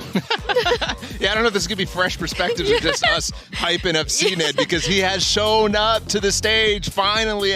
He was not there, and right now he definitely seems to be activated. Obviously, when we're here on the desk, we're watching the game and we're talking about it. I think like the only thing that we've been saying this entire half was like, oh my god, oh my god, oh my god. That is, and you look back and you see CNED, and he's just like doing his thing. No. He's just doing his thing. Yeah. That's what he's used to. We were talking about the difference between having CNED on Jet, having him on Sage. I wouldn't be concerned if it was, if he was on my team. I mean, SMB will be concerned though, Barlett. Yeah, they should be. Yeah. I mean, after that scoreline, they should. And obviously, we're going to switch halves. They're not going to be on the same side, so they're going to be playing the defense now. And ACEND still has so much on this half that there's really, I don't see a chance for them, of course, given the scoreline that we just got and how much ACEND has. But they still have some fight in them, I believe, because of the way that like Turco is not necessarily hitting the flashes that he wants. I think on this side it'll be a little easier for him to get active. He doesn't feel 100% comfortable, and that's something that we can tell. Thank you, production. This was definitely very hard to find a lot of clutches from CNED. But I'm concerned because we know that this was supposed to be the the easy half for SMB. I just don't see them really in the game. The rounds that they've managed to pull out were ones that were specifically prepared with specific ultimates. So I don't see them 100% on this one. I think that they're already thinking about splits. I think one thing too is Bone Cold is activated as well. Not just CNED. He's no longer like making the mistakes that we saw. He's using his ultimates. There was the run round where you had Turco use his Trailblazer, and Bone Cold's just like, oh, I know where you are. iPad down, airstrike in. I love that sound effect so much, Bala. Well, SMB, they have a lot of work to do here if they want to catch up, just like our casters, Mitch and Tom. Well, that was Not even sure what that means. I'll be honest. That was kind of mean. Flamed. I'm just like, all right. Yeah. I'll see you down there in a moment, right, Sue? You've made a mistake here, putting me on the desk for the next game. He doesn't even need to roll up his sleeves. Yeah. They're already rolled up. I'm throwing hands. All right. Well, while Tom threatens our host, we're going to be looking at ACEND threatening to take us to a map 3. This is an elimination game, and Supermassive Blaze look like they're already out of this map at least. And the pistol, ACEND going to be going in for a faster A play. Zeke getting a lot of distance. Supermassive Blaze have been pretty sick when it comes to pistol rounds, at least over on ACEND. We'll see if the same awaits them here. Well, not going to find anything through the wall, at least at this moment. need to be a little bit hopeful. There are 2 players coming in on the flank. Killers, if he goes down, there won't be as much afterpart utility. He's done a lot of damage though, and other support can actually roll in to try and help him. He might not need it, but the kills come back big and fast. Zeke and Starzo putting it back into a 2 versus 2, and all this time the spike has been ticking. They need to get moving, and on that flank trying to split them apart, but Starzo is hitting absolutely everything. 3 kills for him in this round. It has been a resurgence after some of the previous performances we've seen from him. And shout out Bone Cold there. Or sorry, Killaz actually it was, with the Kalat headshot up behind. I mean, he just lights them up, makes it so Only easy. it was a sheriff. If only it was, yeah, it could have been a clip, but then again, he might also have missed. So you gotta give him a little bit of space on that. The right clicks didn't land for him, otherwise it could have been a big play for him, but instead, Starzo is able to easily clean them up with a frenzy in hand. The air fist bumps are coming out as ACEND hit double digits, now closing in on a map 3 to fight to stay alive in this tournament. Yeah, this round at least. Supermassive players, you can almost not fault a lot of teams if they were to force in this scenario. So many rounds behind, give them an extra opportunity, but they want to make sure that they at least get themselves a purchase here. They're going to try to hunt down Starzo. You're going to have to switch over to the pistol. Seems to be the slightly more successful weapon. Oh, good night. Oh, it's too deep! Did he go for a knife? No. He got the kill on the Starzo with the right-click classic. He was just jumping No, around. I mean, did Starzo go for it? Oh, did Starzo? I mean, he was very low. I would be surprised, but then again, this is ACEND, and Yeah, this is Bind, so possibly. Can we get that from his POV? Yeah, maybe I want to see if replay. he was going for a knife. I think he might have been. A little replay of that would be nice. But ACEND looking to close this one out without losing anybody else, realistically. The Supermassive players have already done quite a chunk of damage. Of course, Poor at 38 HP running into a Judge, and even with 150, you're probably not surviving that. So, Russ, no surprise, looking to just save this weapon over. Yeah. Oh, well, play exits, I suppose, think he's gonna realistically. die. Yeah. Jump into Spike. I don't know what I'm talking about. Obviously, this is second round. Next round is a full buy for Supermassive Blaze, and you're not going to take the hit onto your economy. Not for a Spectre. For a Spectre, yeah. If it was a Vandal, hell especially yeah. when you can afford a rifle and shields in the next round. To Yeah, go for if a you Spectre survive. and no shields If you would don't be survive. a little bit weird, but we'll see. If he can make even an extra kill here, that would be nice, but Cena's going to put him in the dirt. I mean, look, there was still a bonus to that. He took the shields off CNED, who had some to work with. Now he's going to have to invest. And sure, it's only going to be 400 credits, you know, a couple here or there, but at the same time, it's worth it. He did go for a He's knife. going for the knife. You. I love Starzo so much. Like, That is just in rotten. this moment, he's trying to go. He was very close as well. Yes. He was very close to just humiliating. If he had full health, he his would have gotten the kill. opponent. Yeah, if he hadn't been tagged up. Also, I want to say on Starzo's part, he put the Trailblazer through into Bath, spotted out that no one was there, but he immediately then flashed it. And that was good because the reaction to Supermassive Blaze was to leave Bath control. When as soon as the Trailblazer disappeared and was used up, they ran right back in to seize the control. So that guiding light was put around the corner to just check if they had gone for exactly that play. He was ready for it, still got tagged up, but had a teammate with him to close out those duels, and then obviously the knife kills where he loses his weapon, but it's just one of those things. Sometimes you gotta play confident. Okay, it seems we're getting a few inspirational words from Pora. That is one thing, I've said it a few times, but the thing I've really enjoyed is hearing from people like Tani saying that, like, how vocal Pora has become now he's moved over into a Turkish roster, obviously speaking his first language, which just gives him that ability to express himself a little better, and he's taken over an in-game leader role, and hey, it may not be going great on this map, but we've seen it on other maps, his ability to not only work through space individually, but also then maneuver the rest of the team around those lurks as well, which Even is just the impressive. previous map, we saw that, I think. Like, the mid-round calls were fantastic from Supermassive Blaze all the way through that previous map. And with the exception of a few big plays coming out of Zeke, as I said, it felt like a very flat map for ACEND, but this is exactly what they needed. That little bit of a momentum builder to put them right back on the map. And now they're just 2 away from closing it out. This will be a bonus out of ACEND, not one we expect them to win, but they've always been a team that can surprise us. Zeke, with a Judge in hand, is looking to try and get a closer range fight. His teammates can't really come to help him just yet. So much Viper utility, keeping them locked out. And look at that, Brave down to 2 health. So close to being able to open it up, and in fact, they still do. Now the numbers are evened up, and I'm starting to get a little bit worried. Yeah, they managed to pick up a rifle or two. Okay, Killer's going for the one tap. He's not really going to get anything from it, and the spike is actually still waiting back through the teleporter. They're trying to bait people in on that rotation. I don't know if Russ is going to fall for it. I think he's realized that if they've not taken that control just yet with Izzy already waiting, he doesn't want to take the risk and give up the A site completely. He's going to go on a long push through, and now that they've doubled up the defense, it might even bait that rotation, and Russ's position is a dirty one. If Russ had have taken that TP up against a bonus round, I reckon we could have just kicked him from the roster right away. That would have been one of the most ludicrous decisions I've ever seen. And he immediately turned away, knew that he had to hold this position. So well played, big brain from Russ. And even though he dies in the end, this is a round that was under heavy threat just a few seconds ago. And now they have to rely on Starzo pulling off a clutch. In fact, he's going aggressive to try and catch them off guard. Izzy's already taken down. 6 seconds left. That plant will be secured. Turco, the sky on the other side. It's the headshot to close this one out for Supermassive Blaze. A round that probably should have been a little bit more convincing, but if it wasn't for Russ in this situation, he had the opportunity to first of all throw away the round by going TP, which he ignored, and then had the perfect position to save the round.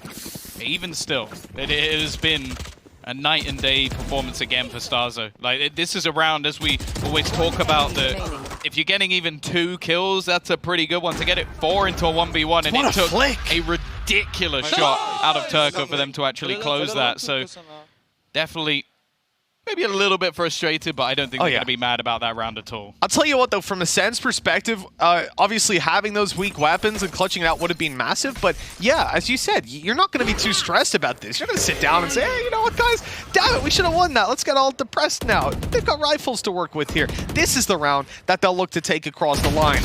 And it starts out so well. Izzy, a player who's really struggled so far, gets shut down right away. And Zeke is looking to take another fight, holding the angle and waiting for a player to come around the corner. Turco obliges.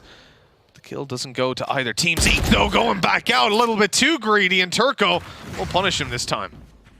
Yeah, maybe rushing a little bit to try and close this map out. Could come back to bite them. We know that Supermassive Blaze with momentum are one of the most fearsome teams that we have in the tournament.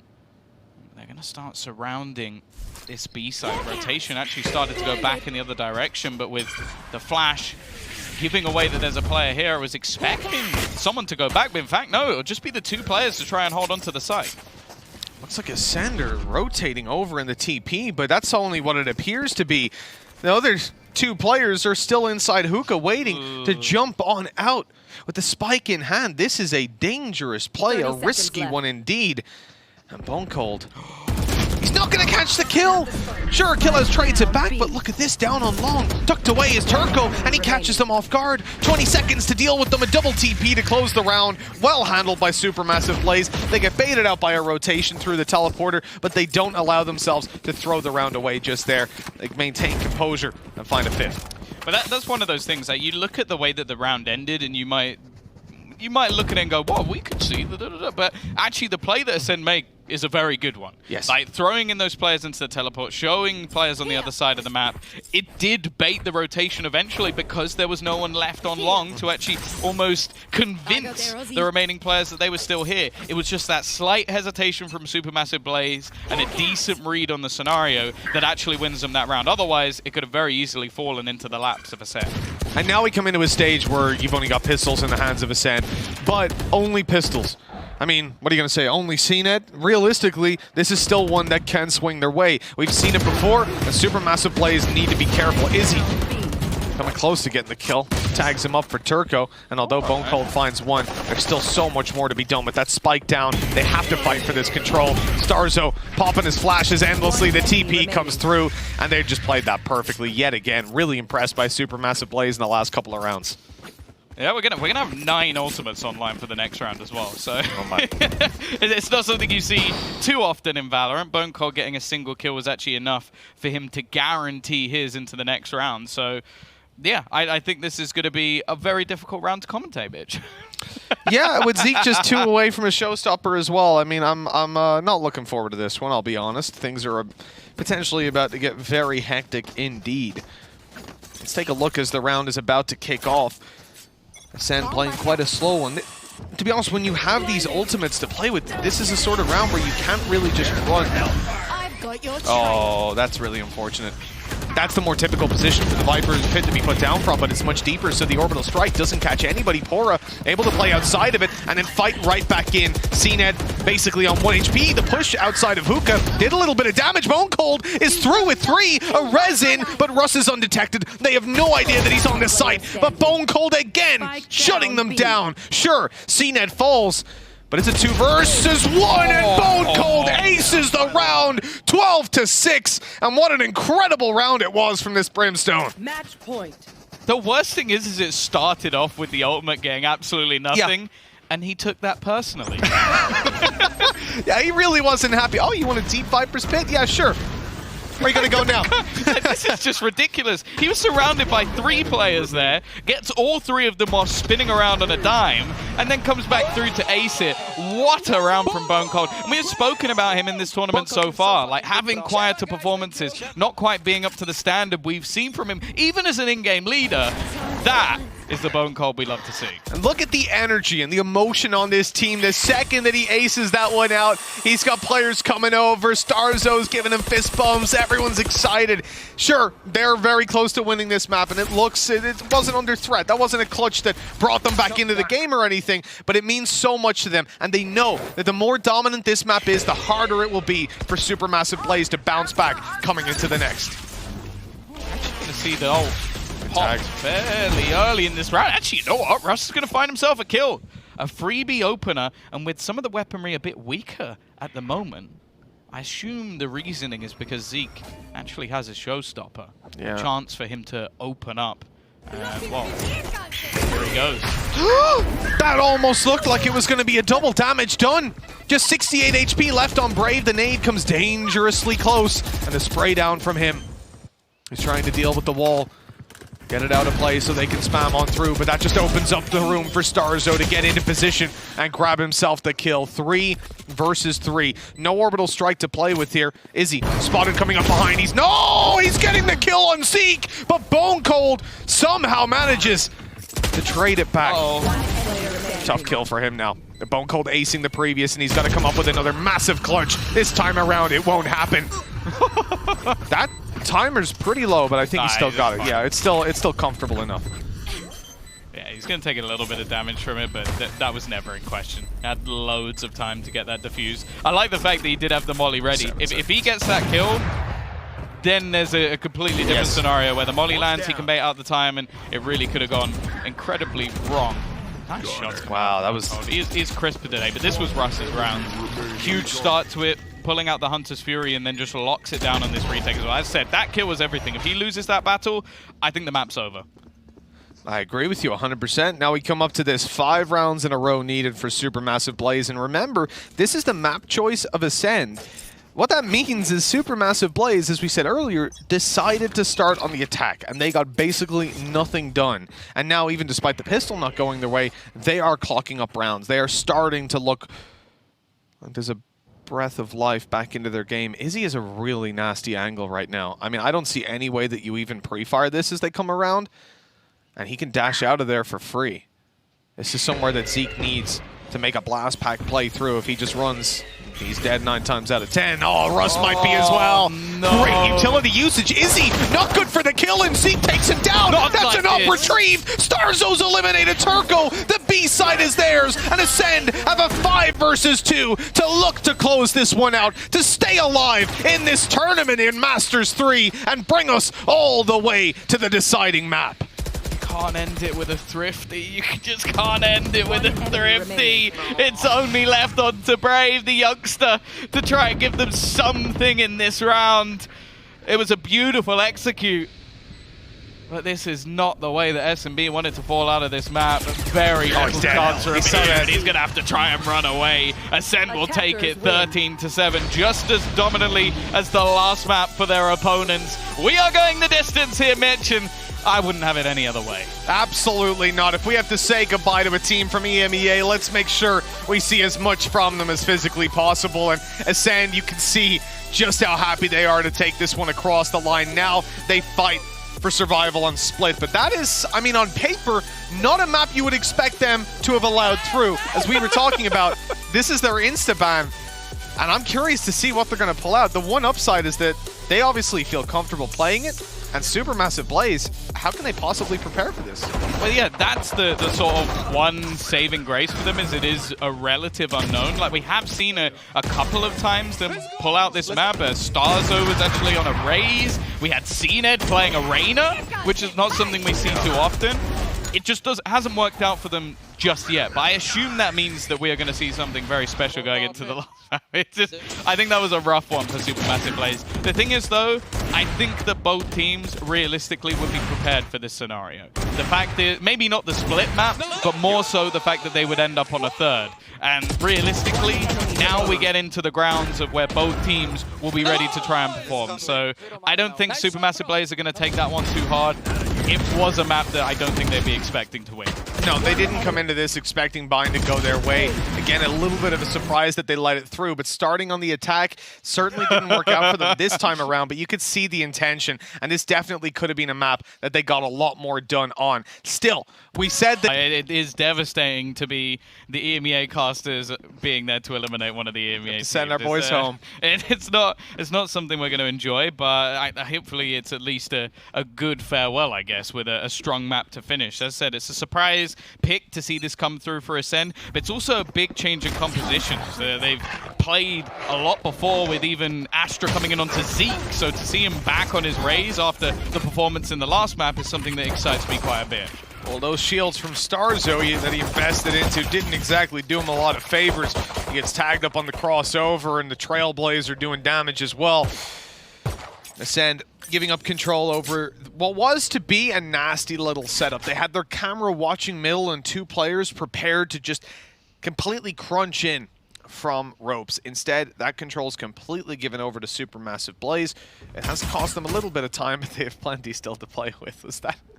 Was that a spray that he's put down that got a few shots out of them? See, this is the stuff I love seeing, man. Like, they put a spray down, they get in, guy shoots, you're like, oh, there's one in vents. Cold. Given an opportunity, but he's going to have to fall out. Play retake with the rest of the squad. He's still got his paranoia available, a piece of utility that can clear out the back corner if they try and streak back into the site. The rest of the players are looking to try and challenge through the ice wall, breaking it with Russ on the other side. He's going to get a 1-for-1 trade, but that control is worth it. Tough retake in play. Izzy out there fighting alongside Turco. He gets dropped in the open. CNED is just hitting shot after shot, and Bone Cold is an absolute animal when it comes to these pistol rounds. Porrick can't even get out of the smoke before CNED shuts him down, and that is going to be the round for ACEND.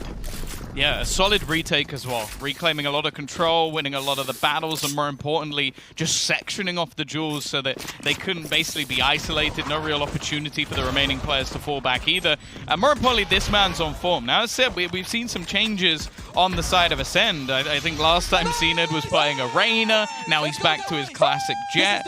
Starzo as well was actually on a Raze in this previously. So this looks like something I would say that has actually been worked on more so for ACEND rather than what could have been maybe a few random attempts when it was in matches that definitely didn't have as much pressure as this one. Yeah. We don't want to make those excuses that, oh, well, they weren't trying or whatever, but the reality is, there definitely wasn't the kind of pressure on them that they have right here, and the weight of this series and of this map indeed. Gonna get control again over Vent Room, looking to dive down onto Zeke, holding with a Spectre in hand. He'll tickle them up, but he's in a bit of trouble as they rush him down. The Boombot falls below, and he is just trying to create a little bit of distance between him and the entirety of Supermassive Blaze. The force buy from the attacker's side hasn't seen or yielded the results that they would have hoped with, and they've given up all control on the map. The one thing is they have a trap wire outside of A, so they know nobody's pushed up there. Yeah, they need to make something of this round as well. CNED investing into the rifle, a chance to farm up the Blade Storm, and then when they get their first proper buy, it will almost definitely be online if they aren't able to take this one home. And for now, at least, there's a good chance to overwhelm him. He still has his dash online, so he can take an initial kill. He's actually going to go in for 2, and in fact, he's just decided to continue fighting. Some would say this looked like an eco, but that was a full investment from Supermassive Blaze. That was a force buy out of the attacker side, and ACEND have found it easily. CNED 600 ACS. Ridiculous stats right now. 600 ACS, Go on, keep it 7-0. And you know what? He was good for the ace. He's like, hey, I've got my ult now. Don't, guys, I'm ulted up. Yep, you get the kill. There you go, Starzo. Thanks, buddy. What a nice guy. Selfless, but also putting up figures. I don't think I've ever seen 600 ACS. I guess there probably has been. We're just not really paying attention to the scoreboard this early in the game. Of course, if he keeps it up, then it will be a record, to guaranteed. check in PC. Yeah, definitely. It's also funny that you see everybody on the team just going mental and seeing it like, yeah, cool. They're like, I got some kills. Have you not watched me play before? Like, do you know who I am? You imagine how exhausting it would be if he got that excited every time he got a 4K. Here he goes, diving down onto them, but CNED not going to get away with it this time. Don't need to check him PC at all. No, we certainly don't. Bone Cold's down as well, so this is a really tough round for ACEND.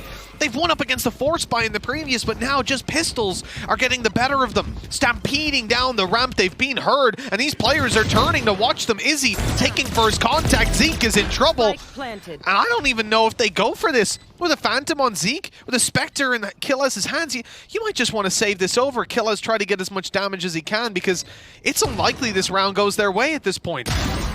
Finding that kill from behind might just change their mind, an opportunity to potentially pick them apart, but both will be dropped. A surprise victory for Supermassive Blaze gives them a huge boost onto the board. And now we look at things from the other side as well, because this started off, as you said, with a rifle, with a few bonus weapons here and there, but how much cash do they still have in the bank? I felt bad for Poor there. He was really lost. And then when CNED's up above him, but he still gets away with that kill, and it's a rarity. And he asked how much cash have they got left to work with. And not bad. It's not bad. It could definitely be better, and in fact, they could invest more if they wanted to, actually trying to keep up a little bit of extra moolah for the upcoming rounds. And realistically, on ACEND's side, though, like, this is almost another bonus, the way that it's playing out. CNED looking to battle and brawl. They've got themselves a shotgun invested into this round as well. Of course, the cash on Supermassive Blaze is not bad at all, because they managed to steal away a lot of weapons when they were already saving that extra cash up. Zeke, see, I hate that this is an angle that he can realistically take. Yeah. Like, especially with the Phantom. Like, he is spraying, and it's still fine. Now they've got CNED here to break the wall and almost get a kill out of it. Great flash up. Russ goes down, but they're returning. They know that Zeke is below, but it doesn't matter. Good for 3, knowing exactly where Pora is as well. The nade is primed and ready. There's the swing from Killes to close it out. Absolutely gorgeous recovery out of ACEND. But as I said, that was almost like a bonus round from Supermassive Blaze. They kept 3 players with plenty of cash. They had 2 Spectres to work with as well. Overall, that's just ridiculous. Absolutely ridiculous. Follow up on that third. But yeah, like I said, Supermassive Blaze aren't down and out just yet, but that's certainly a disappointing round for them. Yeah, in terms of ults as well, they've got the Seekers, so they might be able to make a play off of it. I also think that Pora having a pistol, it's really not that much of a detriment. Like, he has been called a beast many times with that gun in hand, so I think they'll be okay. That he has, Tom. That he has. What's funny, Tom? I don't get the joke. I don't. You know what? Me neither. Good. Me neither. Good. Right answer. 3-1. ACEND.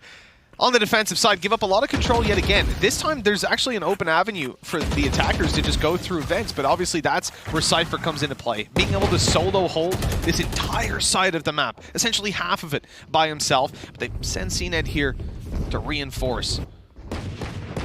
And in fact, Starzo's rotating over as well. I mean, as this wall breaks, he'll have to go back, surely, unless Zeke does something absolutely ludicrous. Just like that, out he goes, and back he goes, getting healed up on his way. And now they're coming right up towards B, but the showstopper's online, and he got himself. He's taken himself down. I swear, I saw Pora die in my eyes. It happened, but somehow it was Zeke falling to the floor. That is not quite how you want the showstopper to go, reminiscent of some of the earlier games in the group stage. Seems like Sub Rosa made it here after all. You know? Oh, wow. Okay. All right. And he's not awake yet. It's okay. You got another hour to make those jokes. This is going to be a clean round, though, in the end for ACEND. Surely Turco has to clutch it out, but they talked about him as the clutch player. What was that out of Bone Cold? Why was he shrouded stepping onto the side? Turco, 1v3, and now it's only Killaz who stands in his way. The spike plant comes into play, and with that, Rez is online, but he can't get over to them to bring anyone back to life. He'll have to handle this one all by himself, but Killaz has given away his position, and Turco gets away with all three. A ridiculous Red Bull clutch. Supermassive Blaze are right back on the board. They're going to be kicking themselves. I don't think Zeke killing himself really makes that much of a difference. I don't think that's the point anyway, so like, really get frustrated about. It's more just the reposition of Bone Cold that ends up just being caught. It seems maybe a little bit unnecessary, but of course, production straight on the. Oh, a multiple let's get another one, yeah. Multiple. We needed that for multiple angles. I don't know if it makes that little of a difference though, because okay, they got Pora in the end, but I'm pretty sure that would have killed Turco, who then clutched the round out. Like, it's a small thing, and it's an easy mistake to make. He was low HP, he was healing up, he wanted to just get that one out. Moment of panic. These mistakes do happen, where the texture's so close to him. But the ripples are definitely felt. As we move on into this one, Supermassive Blaze up against Pistols, and they will be immensely cautious not to just run in. On a map like Split, you can have all manner of close-range weapons, including a shorty that Zeke is currently using. Especially considering that, again, there's a few ults not far away from the side of ACEND. A couple of kills here could make a fairly big difference. I will say with Turco having the res, I feel fairly confident in them here. It's like just if it gets out of control, they have Seekers, they have res. Like they're being very careful in a round like this. I would be surprised if they continue to push the shorty, especially at that angle. It seems a little bit silly to go in that direction, so they quickly swing back around. Zeke has actually found another, but there is the res, so it does cost them quite a bit in this round, even though for now they've got 4 players standing. 30 seconds left. Can ACEND do any more damage? For Izzy, I think he just wants to get a kill, though. Like, this is going to be Showstopper online if he finds this frag. And there it is. Showstopper's on. Now, hopefully lets the teammate take the next kill. No, he's stealing that one away, but fair enough. 3-3. We're tied up, and the one kill out of it isn't great, but the fact that it was obviously the res that brought another one back online certainly helps ACEND out in shaking that one off a little bit. Yeah, it's still like, yeah, when you're on ACEND side in this scenario, you're going, okay, they've invested a couple of ults here to win themselves around, so I don't think it's that much of an issue for ACEND, and now they have a purchase. And more importantly, they've got CNED on the operator, which it turns this from a dangerous defensive half to a terrifying one. Yeah, most definitely. Defensive side operator on CNED. I do not want to mess with that. And that's why I like Supermassive Blaze putting down this Astra Star right away inside of B main. That sort of stops him from going for the aggression that I think he was going to go for. He was going to run into B main and try to take a pick. But I say it stops him. It delays him. He's going to go for it eventually with 20 seconds into the round, starts to really step forward and gain a more aggressive angle. And that allows them, again, with the Cypher setup we already spoke about towards the A side, it allows them to have this much more mid-focused defense towards the start of the round, denying that control. And what's really interesting is ACEND instantly make the read of, okay, we've put up enough resistance, we've pushed these guys back, now let's give up mid, because, I mean, you don't want to be holding that while they push a site, and they've rotated around to reinforce the wings. This is really smart play on the defensive side.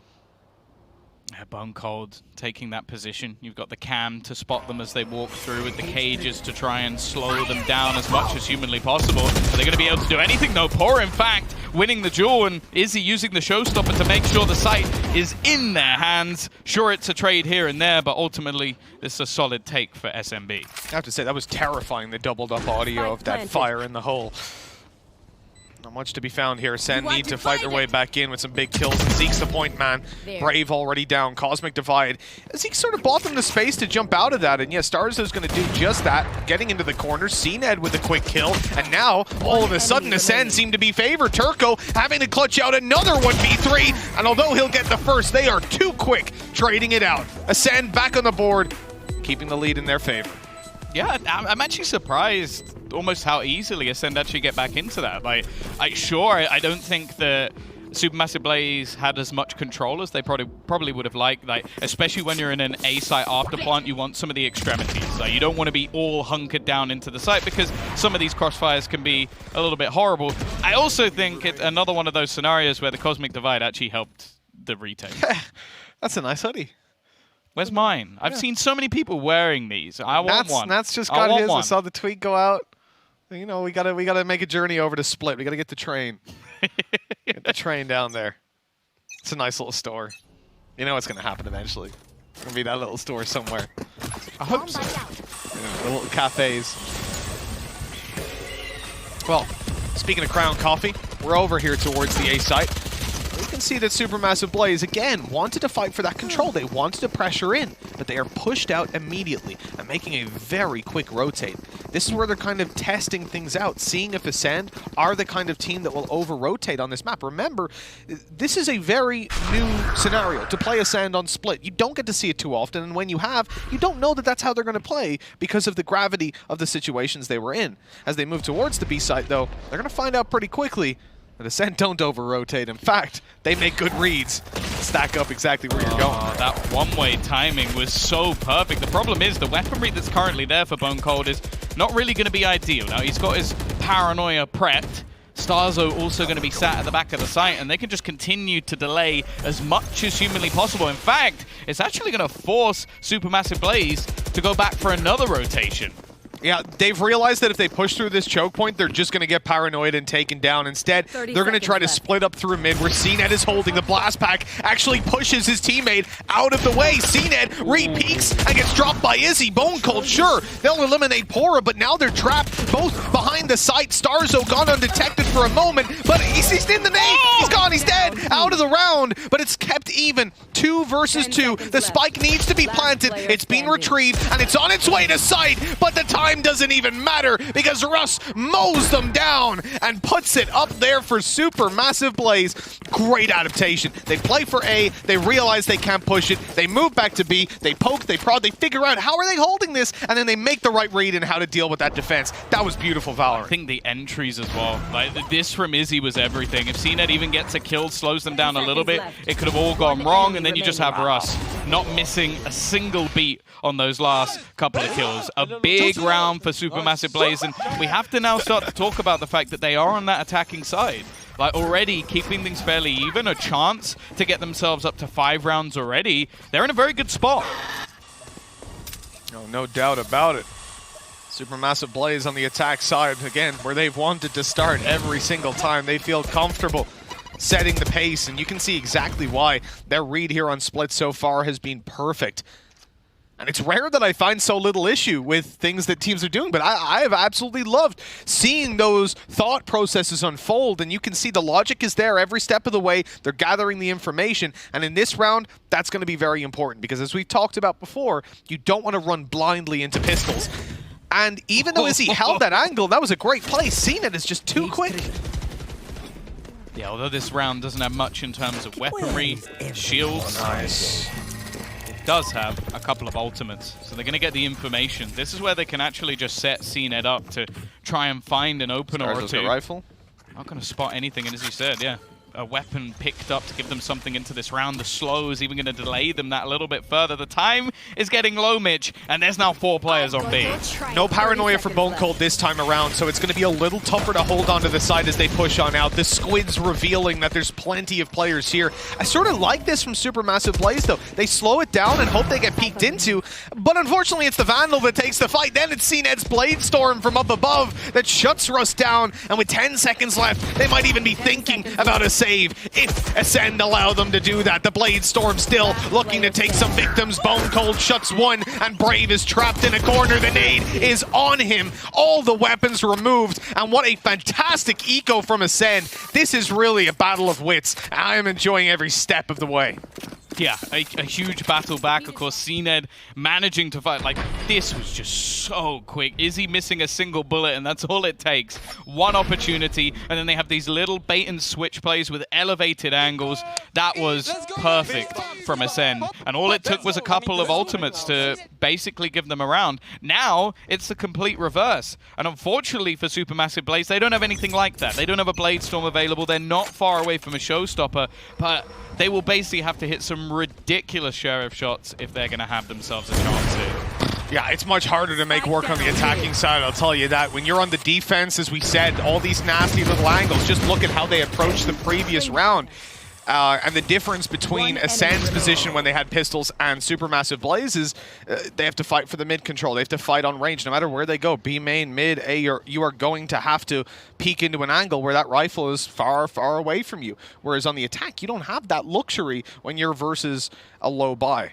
Poor old Russ. He got one kill onto Bone Cold, but now it's stalled out. And this is just going to be a waiting game. And I'll say this, Russ has got some serious patience. Yeah, he's been on point so far this map. Some huge individual plays and any cost they can create. Bear in mind that there were a couple of free weapons given over in the last round as well, and his ultimate is also one of the cheapest to farm up, but they had the cross held. Not going to be anything here. ACEND, after what was looking like, as I said, a fairly shaky half, an opportunity for Supermassive Blaze to basically win it out over the last couple of rounds, has now slipped to a point where ACEND are not in a bad position, but I will say that I almost feel like they need at least 7, maybe even 8 rounds if they're going to do it on the attack, because I think a lot of teams, especially ones that don't play this map, normally struggle on that side. And often, you know, we will look at that pistol round and say, you know, they got that. When it comes to buy rounds, it's been a fairly even game, fairly neck and neck, and especially considering Supermassive Blaze forced round 2 and then managed to win with pistols in their hand. It was a bizarre situation for sure. And ACEND are definitely not going to be happy ending it at 6. They need to push up a little bit further moving into the next half. CNED, the jet confidence that this man has to just keep getting in their face. They'll pop the res, but that's so worthwhile for CNED. Now they have the information as well, the camera spotting them up above, and there's still a heavy stack on this site. They know that Izzy is coming up close, but even despite that, he manages to get a double. The old pop just to buy the space, to make sure there's no trade, and to ensure that the plant can go in. See, the neural theft giving things away. An opening needed. And while Zeke is already going to pick one off, this gives them the chance to potentially get the res, and now he's going to throw out his showstopper, force them back at least for the moment, try and bait someone in, but won't find anything from it. No one yet to be brought back as well, with both players dying within the site. The nade again, going to clear some of those closer angles. Turco holding, Izzy with another, and the Boombot takes one down. It's left all onto CNED, and he's not that quick. Another round where I feel like Supermassive Blaze played that so well. They prioritized the duels down on the site, and what that does for them in not pursuing CNED and not pursuing any sort of mark. Watch this. Unbelievable. There's just no way Bone Cold could have reacted to that. I mean, you think your teammate has He then goes all the way back round and comes behind them. This was Izzy's round. Oh, it definitely was. And, you know, one of the things I want to point out is the fact that, you know, sure, the res was online and has been many, many times. But once again, we are seeing Supermassive Blaze being so proactive in controlling the bodies of their opponents that Starzo just can't get that res off. It's been online practically the whole game yet again. And it's just, there's just never a chance to bring someone back to life.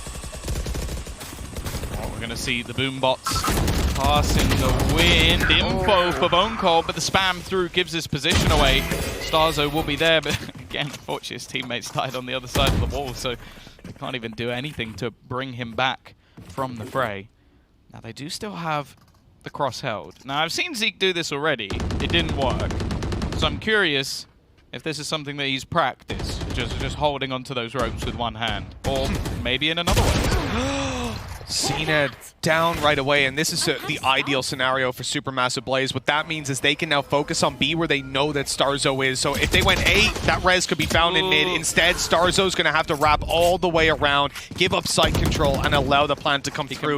They knew that that kind of aggression, sure, it gets your player back online, but it gives them guaranteed site control, and that's ultimately what they're after. At this point, a retake for ACEND, it's essential that they get this online. Well, of course, again, it will be the last round of the half, whereas Rez is going to be coming through. Not opportunity at least for them to bring something back. They catch the wraparound this time as well. And again, we're going to see that Cosmic Divide, the jump through from Zeke, looks to clear the back angle, but does he expect a second player to be there? The answer is no. Supermassive Blaze bring it back to a 6-6 scoreline, and it is anyone's game going into the second half. This really has just been beautiful Valorant from both teams. I feel like ACEND on that defensive side have been read a couple of times. Supermassive Blaze avoiding a whole lot of danger zones. It's got a smile on my face the whole way through, but you know what? As much as I would love to dive into the next half right away, players need a little bit of a breather, and so do we. Let's throw things over to the desk and see what they've got to say. Thank you very much, Mitch and Tom. Now, this series is delivering. Finally, we get a map 3 between these two teams. And Bala, I gotta say, I'm loving Izzy's impression of Bunny in this match. It is basically like watching him when he's double satcheling in. It's nice, yeah. It's really nice. And I think that's the main reason why they rallied in the tail end of that half, right? That's the reason why we're at 6-6 going into the last half of this series. I'm pretty excited to see what else he can do on the defensive side. Yeah, because from ACEND, we've seen, I'm pretty impressed by the utility usage that they're executing every single round. Like even Stark Show with the slows, just the full control of the map. We're seeing once again an SMB that's too scared to go in, but they don't have the means to go because all the pieces of utility perfectly timed out. But also Zeke here, he's really stepping up today. I think he's had a really good series overall, but really, really impressive so far on Split. Yeah, we have to give credit to where it's due. Obviously, CNET is another player that is just disgusting to see. What are you going to say? He's going to be picking the angle that you least expect him. Yeah, that he will. One thing I want to note, though, is Turco. Turco 2 showed up huge in the beginning of that game. It was a 1v3 that he had after basically one of the most ridiculous 4Ks from CNET that I think I've seen when they forced up in that round. And then the other thing I want to note is that ACEND does not look unprepared, right? We talked about uncertainty going into this map. What comp are they going to play? Do they actually have strats for it? And I think that they definitely do. We can put that question to rest. They know what they're doing on this map, and it's going to be a good one. Yeah, but that question arises another question, and is that they decided to start on this defense. Is it going to be enough for the attack?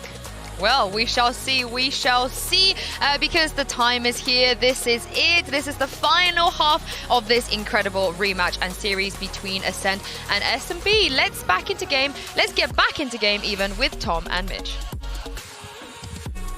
Well, I'm pretty excited to kick this one off yet again. The second half has so much in store for us. As we get into it, I mean, Tom, based on what we're seeing so far, I'm putting you on the spot right here, man. Who's taking it? Who's favored? I am leaning very slightly towards Supermassive Blaze. Yeah, I thought you were going to say that. And I think, considering the pistol went ACEND's way, you know, we could be looking at a very dominant half out of Supermassive Blaze. You really need to see on the attack, exactly. The thing is, though, that is their preferred side to start on from what we're seeing. They love to get on the attack. I'm not sure if that's the case on Split, though. It's the only thing, because I mean, Split's a really tough map to play the attack on if your opponents do start to lock you out. But considering the reads that they had and the adaptations, the limit testing that they played up against ACEND so far, I don't know, man. This is maybe one of the better attack teams we have in EMEA. I'll have to see how it'll all unfold.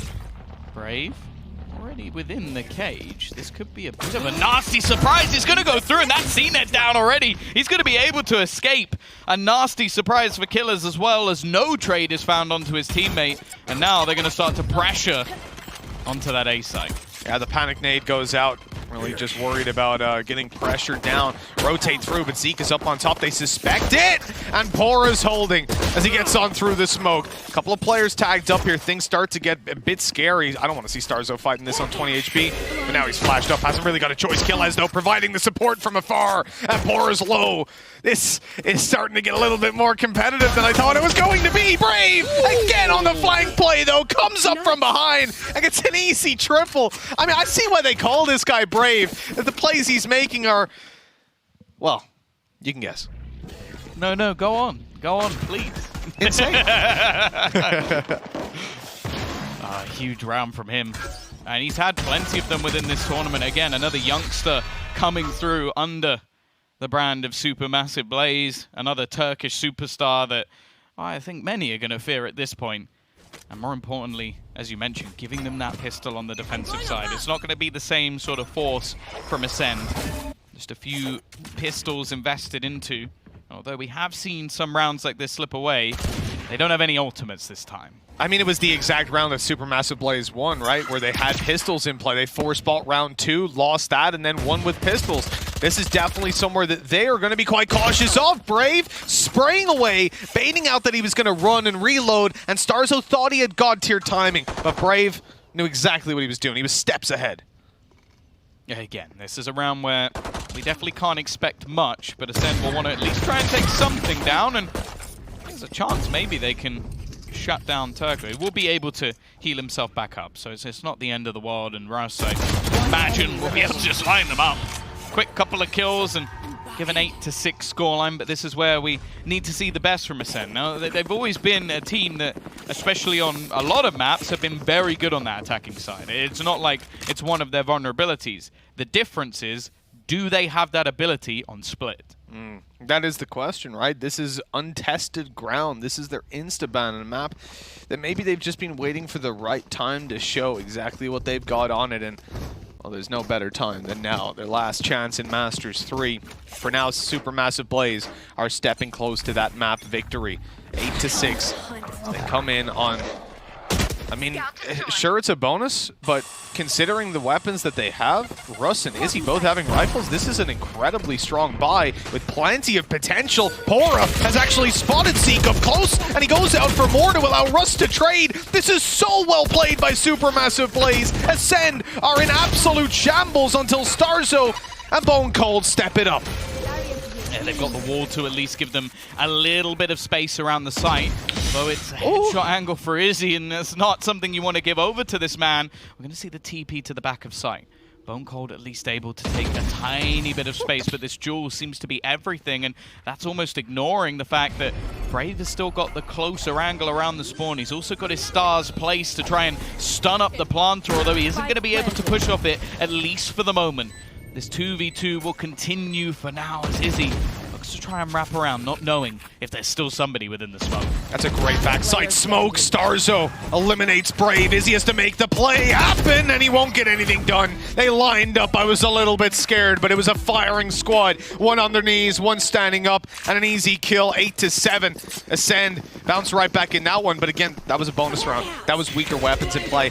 I'm not that concerned when it comes to defensive side split bonuses. You can still lose a lot of weapons to that purely because, as we saw from Pora, a Spectre can sometimes be just as valuable as a Phantom if you've got the good positioning and utility usage to work with it on this map. Yeah, I'm almost happy to see that the guys from ACEND are able to recover in that scenario, because it definitely looked a little bit dangerous, but Starzo stepping up always makes things a little bit more exciting in the match. For now, though, again, we have some weaknesses on either side. Izzy, in fact, going to be left with no shields and a shotgun, and Zeke is just blast packing his way through. Brave doesn't even know he's here. Russ still finding the trade, but Zeke again with a double opener. These fast-paced attacks onto the B site are catching Supermassive Blaze off guard, and for now at least they can't deal with them. I don't blame them, because it's so difficult to actually create that kind of space on a map like Split, which is so centered around choke points. Zeke's been spotted down below. The nades traded back and forth, but that buys time for the attackers, and the clock is definitely in their favor. Zeke needs to make a move. He's trapped in a corner right now, and instead of him moving out, it's his teammates coming to help. Pora with a quick kill has been spotted up close. Starzo's waiting for him to take a step back. Good kill for one, and Pora will be dealt with right after. Good trades by ACEND. They keep it over in their favor. 8-8 we go, tying things up after a pistol loss. Supermassive Blaze been caught up on.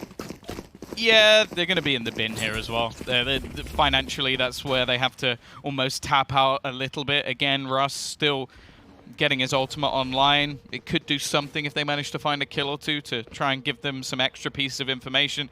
Again, though, I just think that, firstly, you've got these two aggressive players in the form of Zeke and Cena just taking so much space in these entries that a lot of the time it seems to be a lot of confusion for whoever's trying to defend B, especially. But then you've also just got the trading, and I think that's something we've always been excited about when it comes to ACEND. Like, the way that they play off of each other, even with players coming from so many different countries, different languages, communication, we always questioned if that was going to be an issue. And then you see the last couple of rounds, the sort of crouch peek alongside the other player peeking, perfectly lined up, and then the initial and then CNED's peak in the last round. It is so perfectly timed from ACEND that the player who is in that clutch scenario for SMB has absolutely no chance. Yeah, that's the fun part about this series. You know, sometimes you have ones that go the distance and it's sloppy. It's because of mistakes made on both sides. And this really does not feel like we've had a sloppy round since map 1, where ACEND were definitely not activated. Pora, a little bit of trouble there. It's tagged up massively, and that would be huge control lost if he goes down, but it wouldn't matter because it's a full push into the A site. Stack up all around, though. Supermassive Blaze have practically their full team. Only a couple of kills, a handful that go their way. Izzy has no chance with the Classic. That's going to be 9 for the attackers. Yeah, again, not an awful round. I do find that I'm loving just watching Zeke just blast pack around the map, and he's been incredibly good so far. 17 and 12, 18 and 10 for CNED. These are the 2 players that we expect to see performing for this squad, and on 9 to 8, this is where we have to see a comeback. I have to say, I actually prefer Raze on this map to Jett when it comes to space making. Like, it's just so much more versatile in terms of the angles you can go for and the maneuverability that you have. Sure, don't get me wrong, Jett's still going to be incredibly useful for that, and we see it on the attack plenty of times. In fact, I imagine we're going to see it out of CNED, as he won't really pick up an operator here on the attack.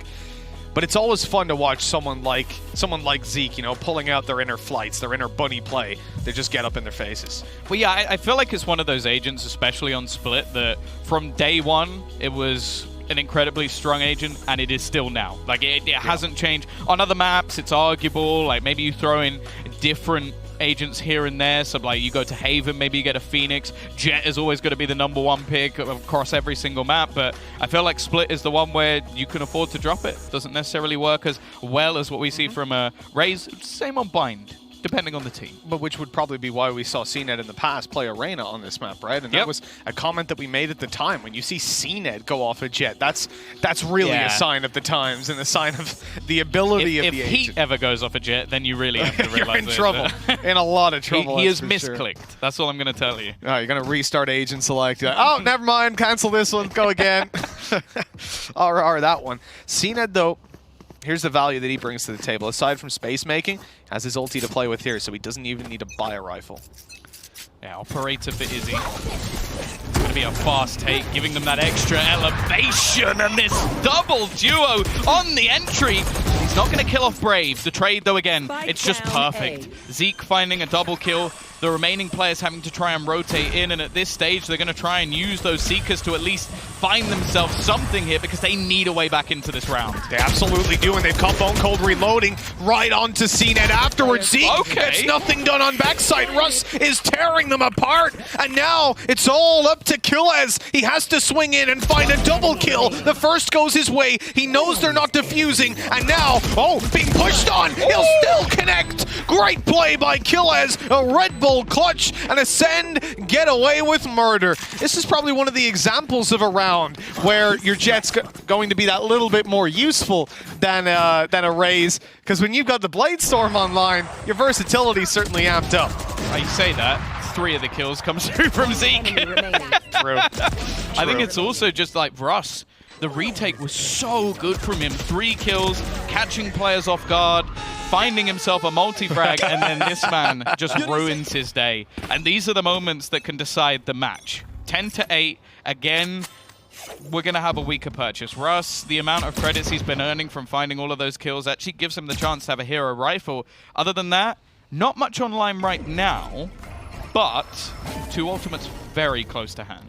I doubt that we'll see Turco, even if he gets it online. It's a kind of tough position to try and use it in.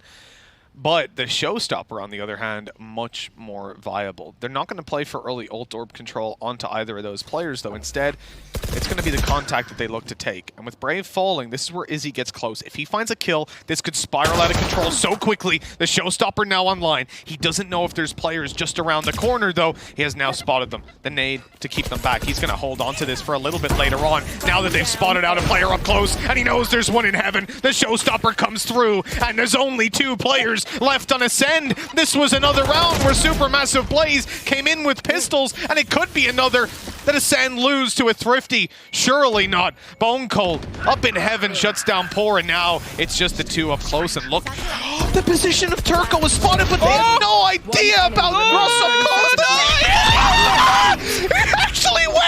in the open. Why would he do that?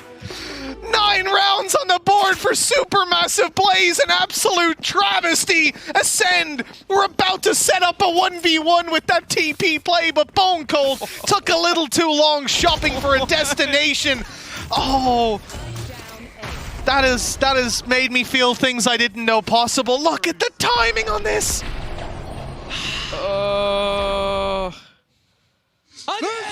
I can't believe that's just happened. I can't believe that's just happened. Turco's standing up as well. Like, what have I just witnessed? That is a mistake again. That could be haunting for ACEND. It'll be one that we may watch back for, well, weeks, months, make it years. I'll tell you what, Bone Cold's going to be messaging some mods. Can you delete the mod, please? Delete it. No, I want it deleted. deleted. Turn clips off. Yeah. That's you're going to be kicking yourself. Honestly, the fact that a pause hasn't been called right now is insane to me. Like, after that kind of a mistake, not stepping one step to the right, and you just go straight back in. Maybe that's a sign of the mental fortitude in play for ACEND, but Bone Cold has been taken down right away, and not in normal fashion. He's spread out, he's trying to fight the wings by himself. I'll be honest, I see that as a mistake that they didn't take a breather. See what they can get done here. Seeker's already back online from Russ. We'll give a lot of information here. Supermassive Blaze know that this is such an important round for them. They can't afford to let this one slip away. And again, there is a res currently available if the opportunity is there for either side. Izzy not going to connect this shot. And actually, we're going to see the blast pack through. That could be a huge upgrade, but Zeke is actually just going to sit in the corner. An afterplant already guaranteed. Rifles being picked up as well. There is a chance that ACEND just break this straight back. They may well do. Said it was potentially a mistake, but it looks like they're really recovering on this one. Pora can't get anything done. CNED supporting from afar, and Zeke tickling him up. Turco. Russ, the last 2 players left alive for Supermassive Blaze, and they are trying to find an opportunity, trying to catch a window, an opening to get in here, and the shots are not connecting. Time is too low. At this point, I'm walking right into a judge is never the way to go. This is the round done. The question is, does Russ get out with the rifle? The answer is no. He's about to be shot in the back. 11-9. That, again, an opening kill, weaker weaponry. ACEND, we sort of talk about it. Was that the mental break after losing a round in that fashion? I had a mental break. The answer is no. And I have to say, I am loving every map I get to see Zeke play on Raze. Like, it's been some of the most enjoyable gameplay we've seen. He seems to just... I think this is almost like his best agent of what we've seen from anything. Even if you go to, like, Reyna, anything of the sort, I think he's so good playing this Raze. And, well, now we get another kind of weird purchase. But at this point, don't know what to expect. Yeah, who are we to predict what's going to happen in this one? I mean, with how things have been going, I'm questioning my knowledge of this game as he has gone undetected towards the backside. But he's dealt with eventually. Most frustrating thing, when 4 guys walk past you and the 5th one goes, anyone check the corner? You're like, come on, man. Leave me alone. Could have been a huge play, but luckily they dealt with it. And ACEND pushing up to 12, unless Pora has some sort of cheats installed. You know, sometimes he hits some pretty ridiculous shots, which I can't understand. Now, if he was to win this round, I would also say that ACEND have lost their minds. So it's a prime gaming flawless, 12-9, a map that is normally the perma-ban of ACEND. They let it through in this series to challenge versus one of their biggest rivals. We've seen tweets today like, here we go again. We're facing off against our opponents. It's the King of Turkey facing off against the Turkish roster. And they are 1 round away from eliminating Supermassive Blaze. They need 3 in a row to survive in Berlin.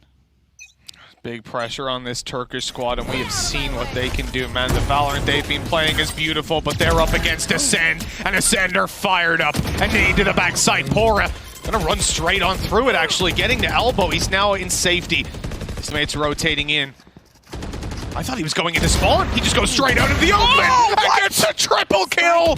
How has he gotten away with that? Still on the site. CNED will deal with him. 2 versus 2. Low HP for CNED. Rez comes in. Bone Cold somehow connects, and this is looking oddly dangerous I thought it was a guaranteed round for Supermassive Blaze at a point, but now a plant can be found. Up in heaven, Izzy wants to creep forward and catch him, and that he has done. CNED needs a godlike clutch to close this one out, or they will be running it back again. It's not going to be happening this time. Pora, talk about leading by example. That is a peak, which I was thinking is... I'm going to use the phrase stupid. That was so aggressive. I was like, there is absolutely no way he gets away with anything, and then snaps back to get 2 kills. That's a round that they desperately needed, and he has just won it for them. Absolutely. Without Pora, and honestly, if he goes back to spawn, their chances of winning go down greatly because they're playing a retake into like giving the space for ACEND to set up, and they couldn't even get a spike plant. At the point where they plant the spike and had a setup, the odds swing massively in the attacker's favor. But now, thanks to Pora, they can go again. They can look for 11, try their 2 rounds in a row, and hope for overtime to stay alive in Masters 3. This time it's the battle for mid. The last 2 rounds have been almost direct plays forward. The paranoia is going to force Toko back, and we can't really afford to make a play off of this. Now Ras is going to be sat at the back of site of B, so a push in that direction might leave a nasty surprise. And actually, Brave started to get a little bit aggressive. He's going to find that there's nobody pushing through the main avenue, and with this trip being broken, I think the A-site players might start to realize there's a likelihood that they're going in this direction. Yeah, they can't really afford to rotate just yet, though, because of the positions they were held in. The potential split in through middle, but that wall gives it away 100%. The problem is they're isolated on site. Izzy needs to go nuclear. Pora swinging around and catching a good angle. Izzy only good for the 1, and the res comes right back in. ACEND looking to close this one out here and now, and they are getting all the kills. Supermassive Blaze in the dumps. Brave and Turco need a 2 versus 5 to close this one out. They found the first and the second. Maybe we shouldn't count them out just yet. Brave walking forward, might catch the timing on Starzo here. No, he's taken down. And so Turco, the clutch player for Supermassive Blaze, is the last alive, and he will fall as well. ACEND move on to playoffs, and they have secured their spot up against 100 Thieves. They have worked incredibly hard for this. The Masters 1 champions over in Europe having to fight back after changes were made. We saw their in-game leader stolen from them, and Zeke joining the roster in return. Well, it seems like that move has only benefited them. Zeke truly phenomenal in this matchup, and the only unfortunate truth of this match is the only way they made it was by eliminating their EMEA brothers. It's a tough loss for Supermassive Blaze, but we said at the beginning, Mitch, we wanted a valiant fight. We wanted a brawl. We wanted a battle between these 2 teams, and honestly, until the last second, I couldn't tell who was going to win. Yeah, and the contrast when you swap over to the other side of the stage, it meant so much to these guys. The emotions are running high on the Supermassive Blaze side, but they can go home happy that they have put Turkey on the map. Every single one of these players. Pora went to make the God team, right? The super team inside of Turkey, and you can see that it has definitely paid off. He has reached new heights, but sadly, they won't be participating in Masters 3 any further. Well, that's going to be the thing. We know that this team going forward, for example, in LCQ, is going to be a team to beat. They have proven themselves time and time again, coming back from what was a pretty dominant defeat the first time around, switching up the map pool, and yeah, looking a hell of a lot better. With more time, I think this roster is going to be one of the most fearsome teams in EMEA. They've already got this far. The fact is, they came up against ACEND, who, I don't know, in my mind, I think might be the most fearsome team in EMEA. And even Southeast Asia, oh no, we didn't need that from Bone Cold's perspective. It is soul crushing to see, but at least it didn't cost them in quite the manner that it could have. You know, when you look at SEA, at Paper X in this group, this was the group of